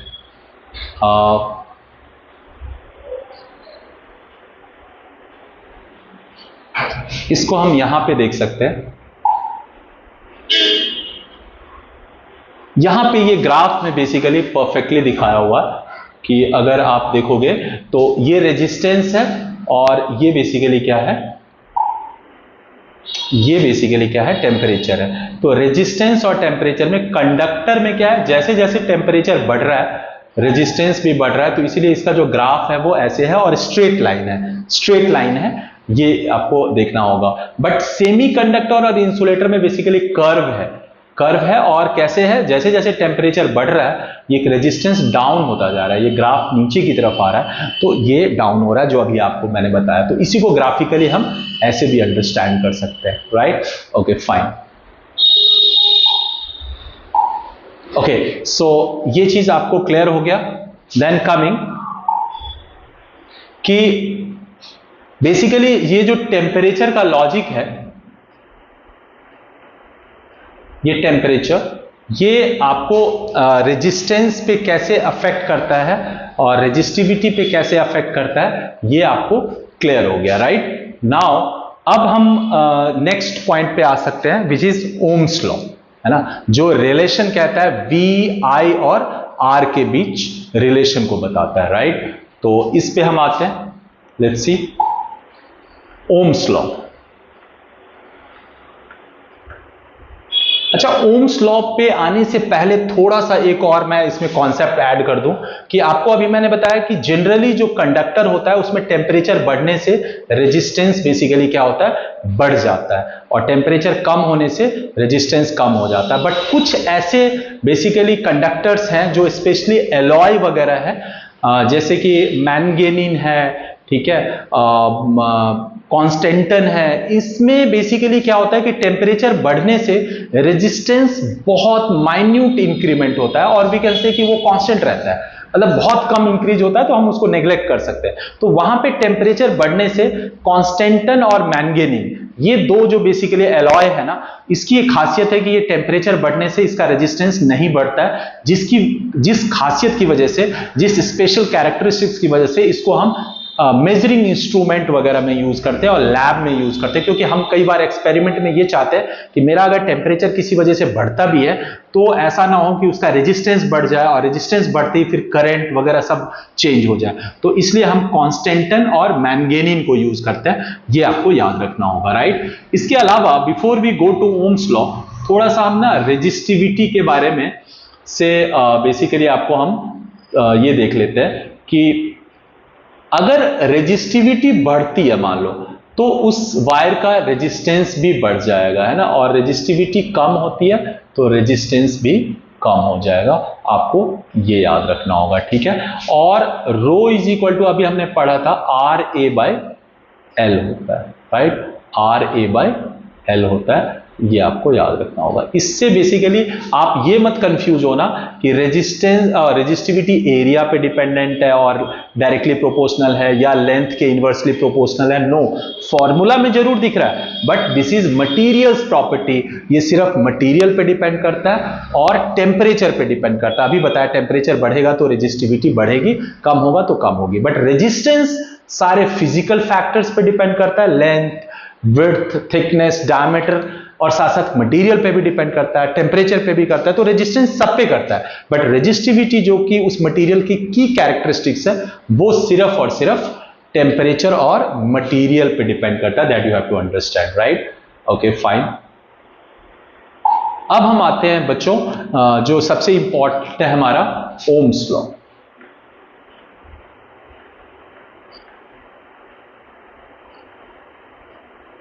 Ohm's law, right. Ohm's law क्या है? तो सबसे पहले जॉर्ज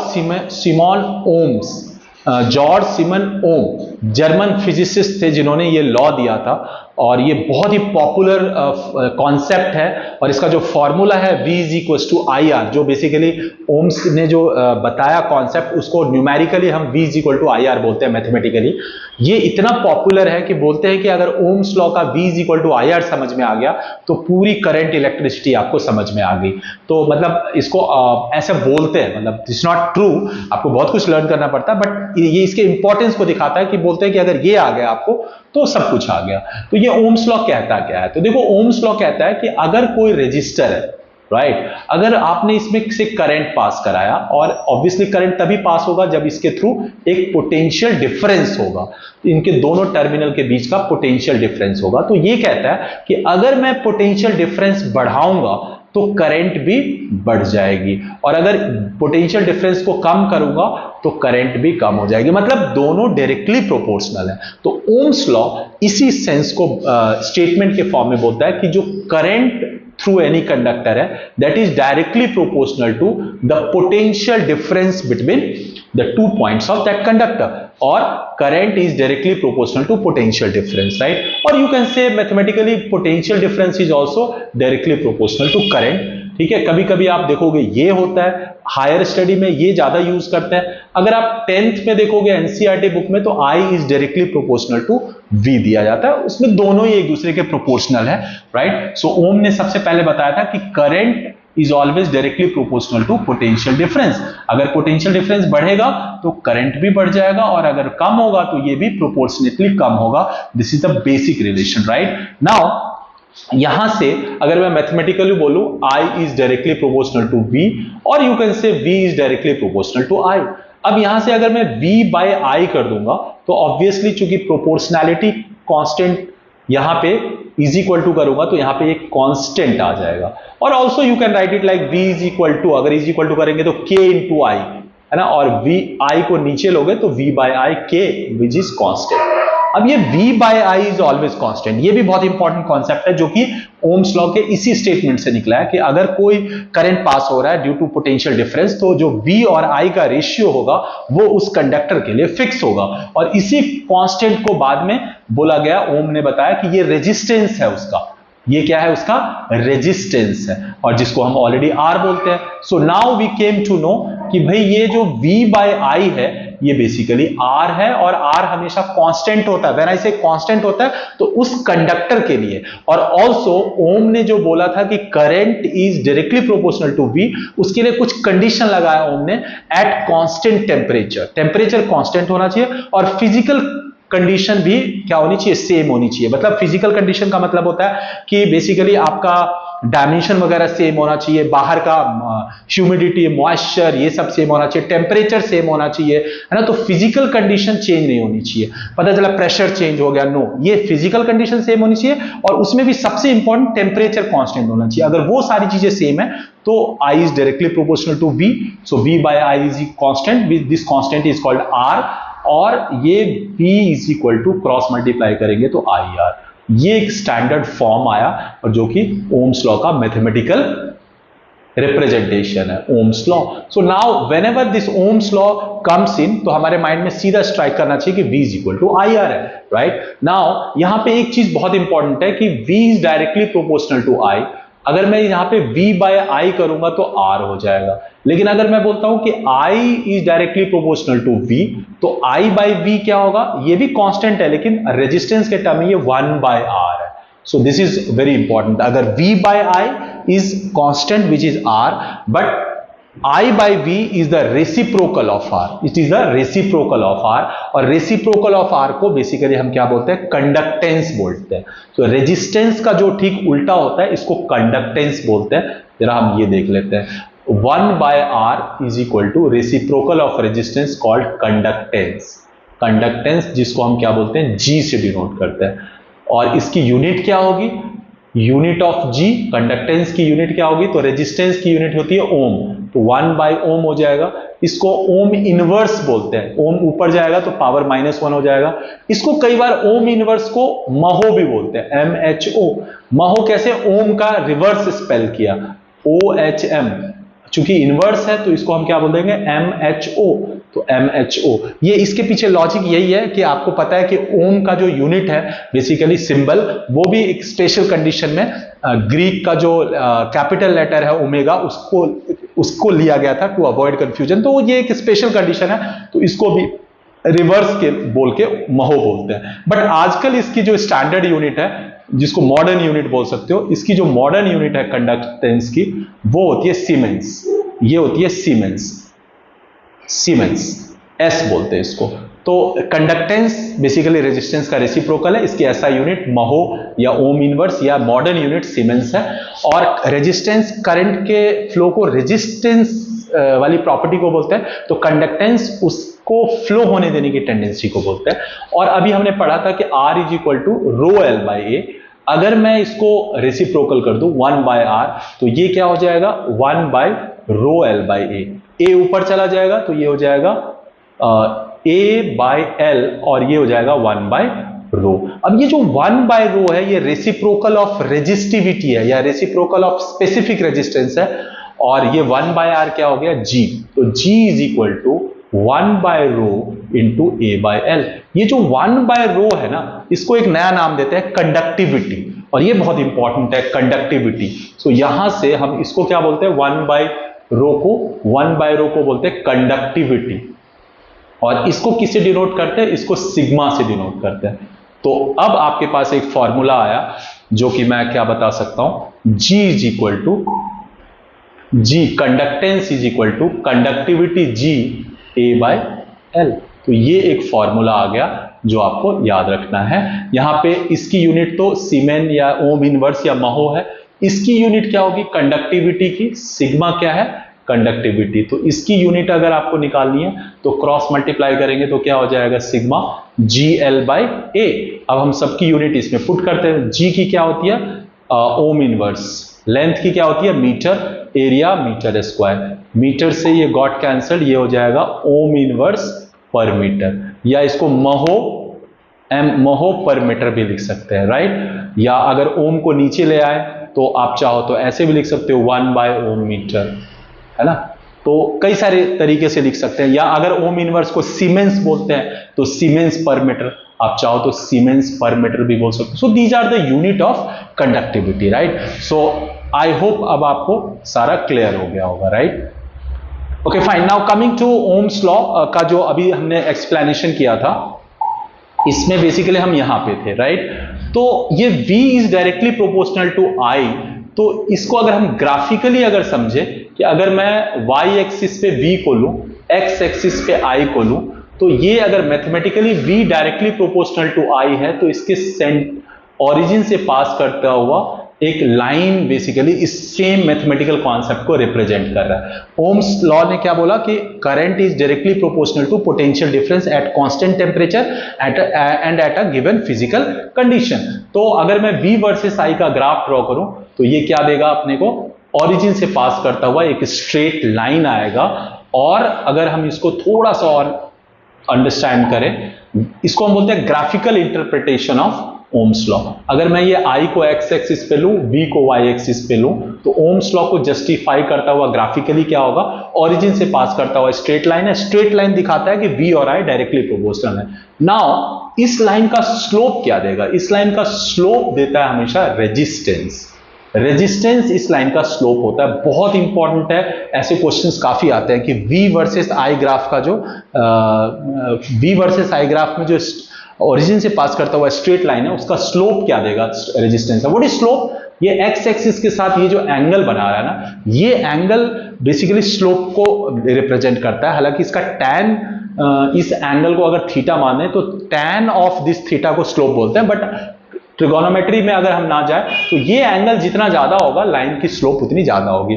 मान लो अगर ये V वर्सेस I है, राइट। अगर एक ग्राफ किसी भी कंडक्टर का ये है, दूसरे का ग्राफ ये है, मान लो ये A कंडक्टर का ग्राफ है VI ग्राफ, ये B का है, तो ऑब्वियसली ये एंगल कम है, मतलब इसका स्लोप कम है, इसका स्लोप क्या है, कम है। और ये एंगल जो A वाला है एंगल x एक्सिस से, वो ज्यादा है, तो इसका स्लोप ज्यादा है। तो आई थिंक आपको स्लोप का आइडिया लग गया। जितनी लाइन स्टिप रहेगी ना उसका स्लोप उतना ज्यादा है, और जितनी लाइन डाउन रहेगी वो उसका स्लोप कम है।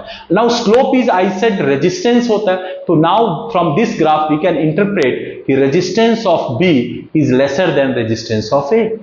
तो यहां से आपको क्लियर हो गया कि B का जो रेजिस्टेंस है वो A से कम है। क्यों, क्योंकि रेजिस्टेंस बेसिकली स्लोप को रिप्रेजेंट करता है, और स्लोप बेसिकली B का कम है तो उसका रेजिस्टेंस कम होगा। A का स्लोप ज्यादा है तो A का रेजिस्टेंस ज्यादा होगा, राइट। अब कंडक्टेंस की बात करें तो उल्टा हो जाएगा, conductance of B is greater than A, क्योंकि रेजिस्टेंस का उल्टा होता है कंडक्टेंस। तो जो रेजिस्टेंस का रिलेशन है कंडक्टेंस ठीक उसका उल्टा बोलेगा।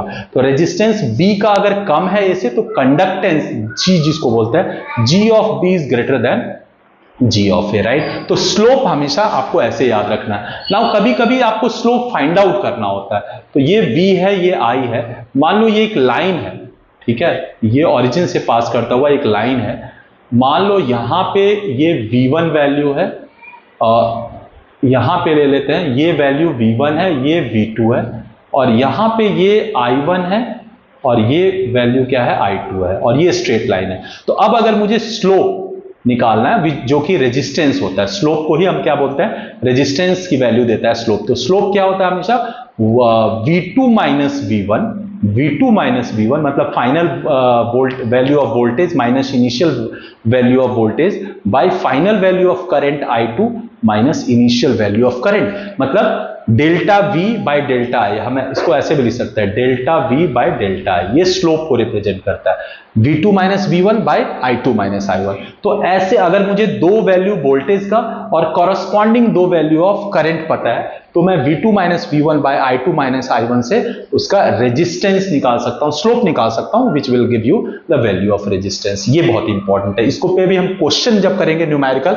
तो काफी क्लैरिटी होगी। हमारे पास कलेक्शन ऑफ क्वेश्चंस है, ये काफी बार बोर्ड एग्जाम में पूछा हुआ है और कॉम्पिटिटिव एग्जाम्स में भी ग्राफिकल क्वेश्चन ओम्स लॉ पे पूछता है। Now there is one twist in tale is कि अगर ग्राफ V वर्सेस I ना हो कि I वर्सेस V है, तब भी जो लाइन है ना बेसिकली यही होगी, क्योंकि I और V प्रोपोर्शनल है तो V और I भी प्रोपोर्शनल है, तो ग्राफ बेसिकली ये लाइन ही होगी। लेकिन इस लाइन का जो स्लोप होगा, ये स्लोप जो देगा वो डेफिनेटली 1 बाय R देगा, मतलब रेसिप्रोकल ऑफ रेजिस्टेंस देगा, विच इज यू कैन से कंडक्टेंस देगा। ठीक है, तो जब ग्राफ आपका I वर्सेस V है तो जो स्लोप जिसका जितना ज्यादा होगा तो उसका रेजिस्टेंस उतना कम होगा, क्योंकि स्लोप और रेजिस्टेंस में इनवर्स रिलेशन है। तो जिसका ग्राफ ज्यादा स्लोप ज्यादा होगा उसका रेजिस्टेंस कम होगा, जिसका स्लोप जितना कम होगा उसका रेजिस्टेंस ज्यादा होगा। फॉर एग्जांपल कि दो कंडक्टर है, माइंड यू ये I वर्सेस V है, V वर्सेस I नहीं, और एक कंडक्टर है जिसका ग्राफ है A ऐसा और दूसरे का है B ऐसा। तो हम जनरली कंफ्यूज हो जाते हैं, बच्चे जनरली कंफ्यूज हो जाते हैं कि ओके स्लोप B का कम है तो इसका रेजिस्टेंस कम होगा, A का ज्यादा है तो A का रेजिस्टेंस ज्यादा होगा, but no, is not the case. यहां पे I को Y एक्सिस पे लिया है, V को X एक्सिस पे लिया है, तो I बाई V हमेशा स्लोप होगा, है ना। Y एक्सिस पे जो होता है दैट अपॉन जो X एक्सिस पे होता है वो स्लोप को इंडिकेट करता है। तो I बाई V तो अगर ओम्स लॉ से देखें तो 1 बाय R होगा, तो ये 1 बाय R होगा, तो R उसका ठीक उल्टा होगा। मींस यहां पे मैं बोल सकता हूं कि R जो B का होगा वो बड़ा होगा R ऑफ A, उल्टा रिवर्स सेंस देता है। तो I वर्सेस V का जो ग्राफ का जो स्लोप होता है वो ज्यादा स्लोप होगा तो रेजिस्टेंस कम होगा, ये याद रखना। तो A का रेजिस्टेंस कम होगा, B का ज्यादा होगा। तो आई थिंक ये ओम्स लॉ आपको क्लियर हो गया होगा, राइट। सो ओम्स लॉ का वाइड स्प्रेड एप्लीकेशन है। अच्छा, जो मटेरियल ओम्स लॉ को फॉलो करता है उसको ओहमिक कंडक्टर बोलते हैं, और अगर ओम्स लॉ को फॉलो नहीं करता है तो नॉन ओहमिक कंडक्टर होते हैं। ओहमिक कंडक्टर जनरली वो सारे मेटल्स होते हैं जो गुड कंडक्टर होते हैं, बट कुछ ऐसे हैं जिनका रेजिस्टेंस वगैरह टेम्परेचर पे काफी चेंज हो जाता है, या जो सेमी कंडक्टर है तो वो सब नॉन ओहमिक होते हैं। जैसे नॉन ओहमिक में ट्रांजिस्टर हो गया, डायोड हो गया, ठीक है, कैपेसिटर हो गया, जो हमारे जो लैंप होते हैं, जो बल्ब है, बल्ब के अंदर के जो कॉइल्स होते हैं जिसको फिलामेंट बोलते हैं, वो भी बेसिकली क्या है हमारा नॉन ओहमिक होता है, क्योंकि काफी हाई टेम्परेचर पे वो ग्लो करता है, और ग्लो करने से हाई टेम्परेचर पे उसका रेजिस्टेंस चेंज हो जाता है। तो ओम्स लॉ के लिए रेजिस्टेंस कांस्टेंट होना चाहिए, बट वहां पे चेंज हो जाता है, तो इसीलिए जो बल्ब के कॉइल है टंगस्टन का जो बना होता है वो फिलामेंट, वो भी basically coil non ohmic resistor है। So ohm's law is not universal law, ये कुछ फॉलो करते हैं कुछ नहीं भी फॉलो करते हैं, तो इसीलिए जो फॉलो करते हैं वो ओहमिक कंडक्टर के ओहमिक मटेरियल आते हैं, ओहमिक कंडक्टर कहलाते हैं, जो नहीं होते वो नॉन ओहमिक होते हैं। अच्छा, नॉन ओहमिक का अगर VI ग्राफ अगर हम ड्रॉ करें, ओम्स लॉ को जो फॉलो करता है उसका VI ग्राफ तो ये होगा, बट नॉन ओहमिक का जो ग्राफ होगा वो कर्व होता है, वो बेसिकली ऐसे कर्व होगा, ठीक है।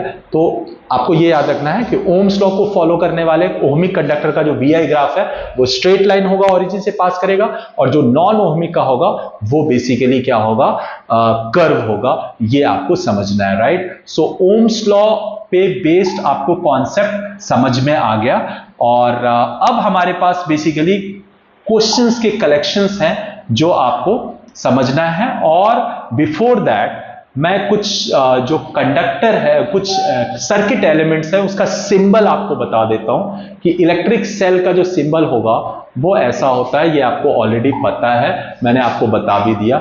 एक वर्टिकल लाइन, दो वर्टिकल लाइन, एक छोटी एक बड़ी, बड़ी वाली पॉजिटिव टर्मिनल को रिप्रेजेंट करता है, एक छोटी को नेगेटिव छोटी वाली को। अगर इसी में हम दो या दो से ज्यादा सेल्स को कनेक्ट कर देते हैं तो ये बैटरी बन जाती है, अभी मैंने आपको बताया। और बैटरी में माइनस को प्लस से ऐड करके फिर बनाते हैं। ये की है या प्लग की या स्विच बोलते हैं।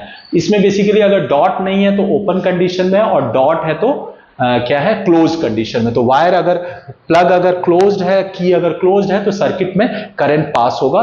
करंट को पास करने के लिए हमेशा क्लोज पाथ होना चाहिए, शॉर्टेस्ट रेजिस्टेंस पाथ को फॉलो करेगा और शॉर्ट पाथ को फॉलो करेगा। That is always things which you have to remember.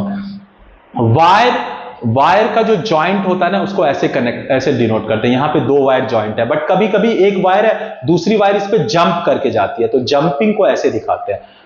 Without joining अगर क्रॉस कर रही है वायर, जंप कर रही है, तो उसको ऐसे दिखाते हैं। इलेक्ट्रिक बल्ब का इस टाइप का सिंबल होता है, इस टाइप का एक सिंबल होता है, या बल्ब बना के भी हम दिखा सकते हैं। रजिस्टर मैंने आपको ऑलरेडी बता दिया है कि रजिस्टर का सिंबल ये होता है। एक वेरिएबल रेजिस्टेंस जिसको रेहस्टॉट बोलते हैं, तो रेहस्टॉट या वेरिएबल रेजिस्टेंस का सिंबल क्या होता है, ये ऐसे रेजिस्टेंस बना देते हैं और इस पे ऐसे ऐसे क्रॉस कर देते हैं एरो। ये दिखा रहा है कि इस रेजिस्टेंस को हम वेरी कर सकते हैं, ये वेरिएबल रेजिस्टेंस है। इसका दूसरा नाम रेहस्टॉट भी होता है, राइट। तो रेस्टॉर्ट, या कई बार आप इसको ऐसे भी दिखाते हो, ये रेजिस्टेंस बना के ऐसे एक एरो लगा देते हो। ये एरो दिखा रहा है कि ये एरो को हम शिफ्ट कर सकते हैं, एडजस्ट कर सकते हैं। तो प्रैक्टिकली रेस्टॉर्ट इससे सिंबलाइज होता है, बट वेरिएबल रेजिस्टेंस इससे सिंबलाइज होता है। हालांकि कई बार हम दोनों को सेम बोल देते हैं, बट दोनों में थोड़ा सा डिफरेंस होता है, but still up to 10th level हम वेरिएबल रेजिस्टेंस को ही रेस्टॉर्ट बोलते हैं। ये वेरिएबल रेजिस्टेंस है, और ये वाला हमारा जो है, ये एरो बना के ये रेस्टॉर्ट है। ओके, एमीटर और वोल्टमीटर मैंने आपको बता ही दिया। तो ये बेसिकली हमारा क्या है, कॉन्सेप्ट था बेसिकली सिंबल का। ओके, नाउ कम्स ये बेसिकली जो सर्किट है, ये जो पूरा अरेंजमेंट है बेसिकली, ये ओम्स लॉ के वेरिफिकेशन के लिए दिया हुआ है।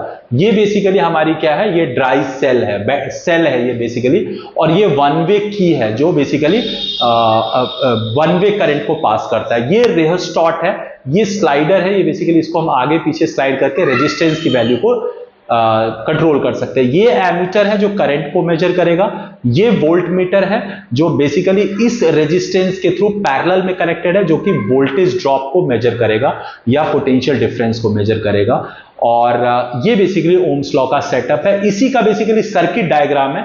ये की हो गया वन वे की, ये बेसिकली सेल है, ये एमीटर सीरीज में कनेक्टेड है, ये वोल्टमीटर पैरेलल में है, और ये रेहस्टॉट है ना। आप यहां पे देख रहे हो रेहस्टॉट का सिंबल ऐसे नहीं यूज किया हुआ, ऐसे नहीं यूज किया, क्योंकि ये वेरिएबल रेजिस्टेंस है, ये रेहस्टॉट है।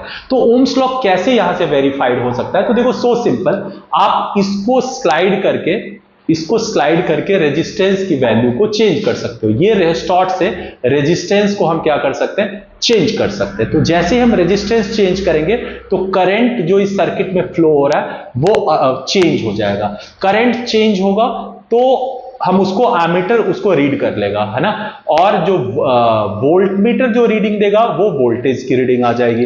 तो अभी मैंने एक पर्टिकुलर रेजिस्टेंस रखा रेजिस्टॉट से, और उससे बेसिकली जैसे ही वन वे स्विच ऑन किया तो एमीटर और वोल्टमीटर ने आई और वी की कॉरेस्पॉन्डिंग रीडिंग दे दी।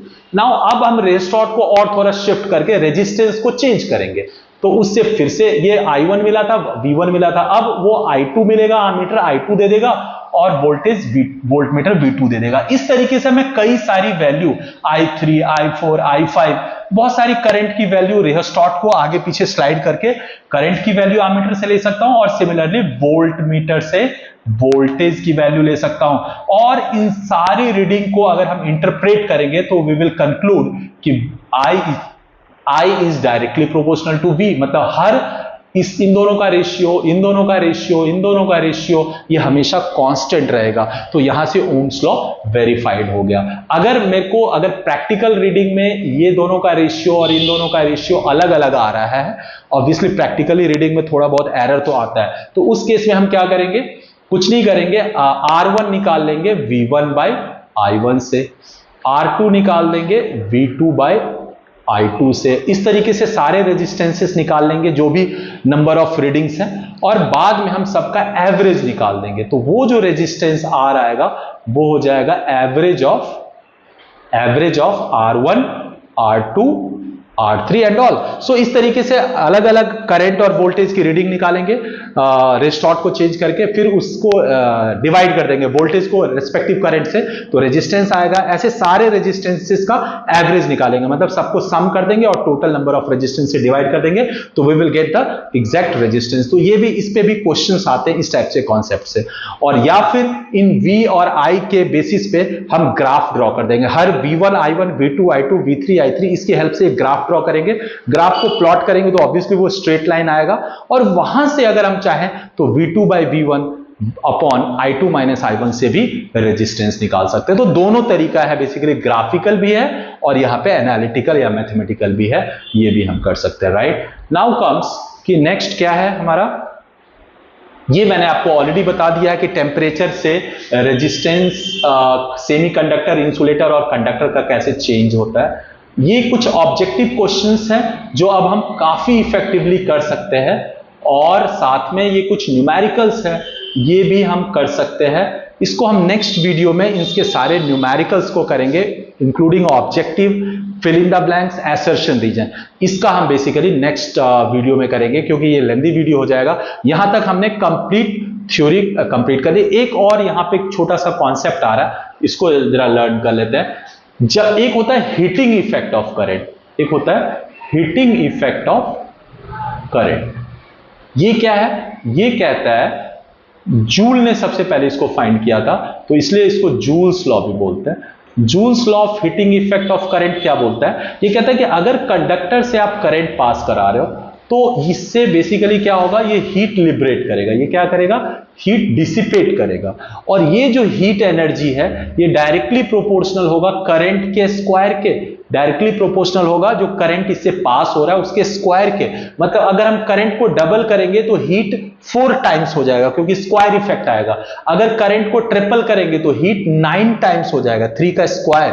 तो ये याद रखना है, heat is directly proportional to resistance. ये जो इसका रेजिस्टेंस है ना, इसके डायरेक्टली प्रोपोर्शनल है। मतलब R बढ़ाओगे तो हीट बढ़ेगा, डबल करोगे तो डबल होगा, हाफ करोगे तो हाफ होगा, डायरेक्टली प्रोपोर्शनल है।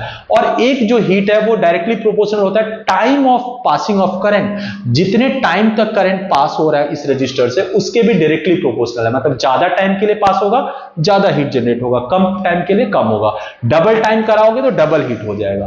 नाउ कंबाइनिंग दीज थ्री, ये जूल ने बताया था, combining these three we can find H is directly proportional to, right side वाला सारा मल्टीप्लाई हो जाएगा I स्क्वायर RT। और यहां पे SI यूनिट में हम हीट की जो यूनिट है वो ऐसे चूज करते हैं, हीट की यूनिट हम ऐसे चूज करते हैं, हीट की यूनिट हम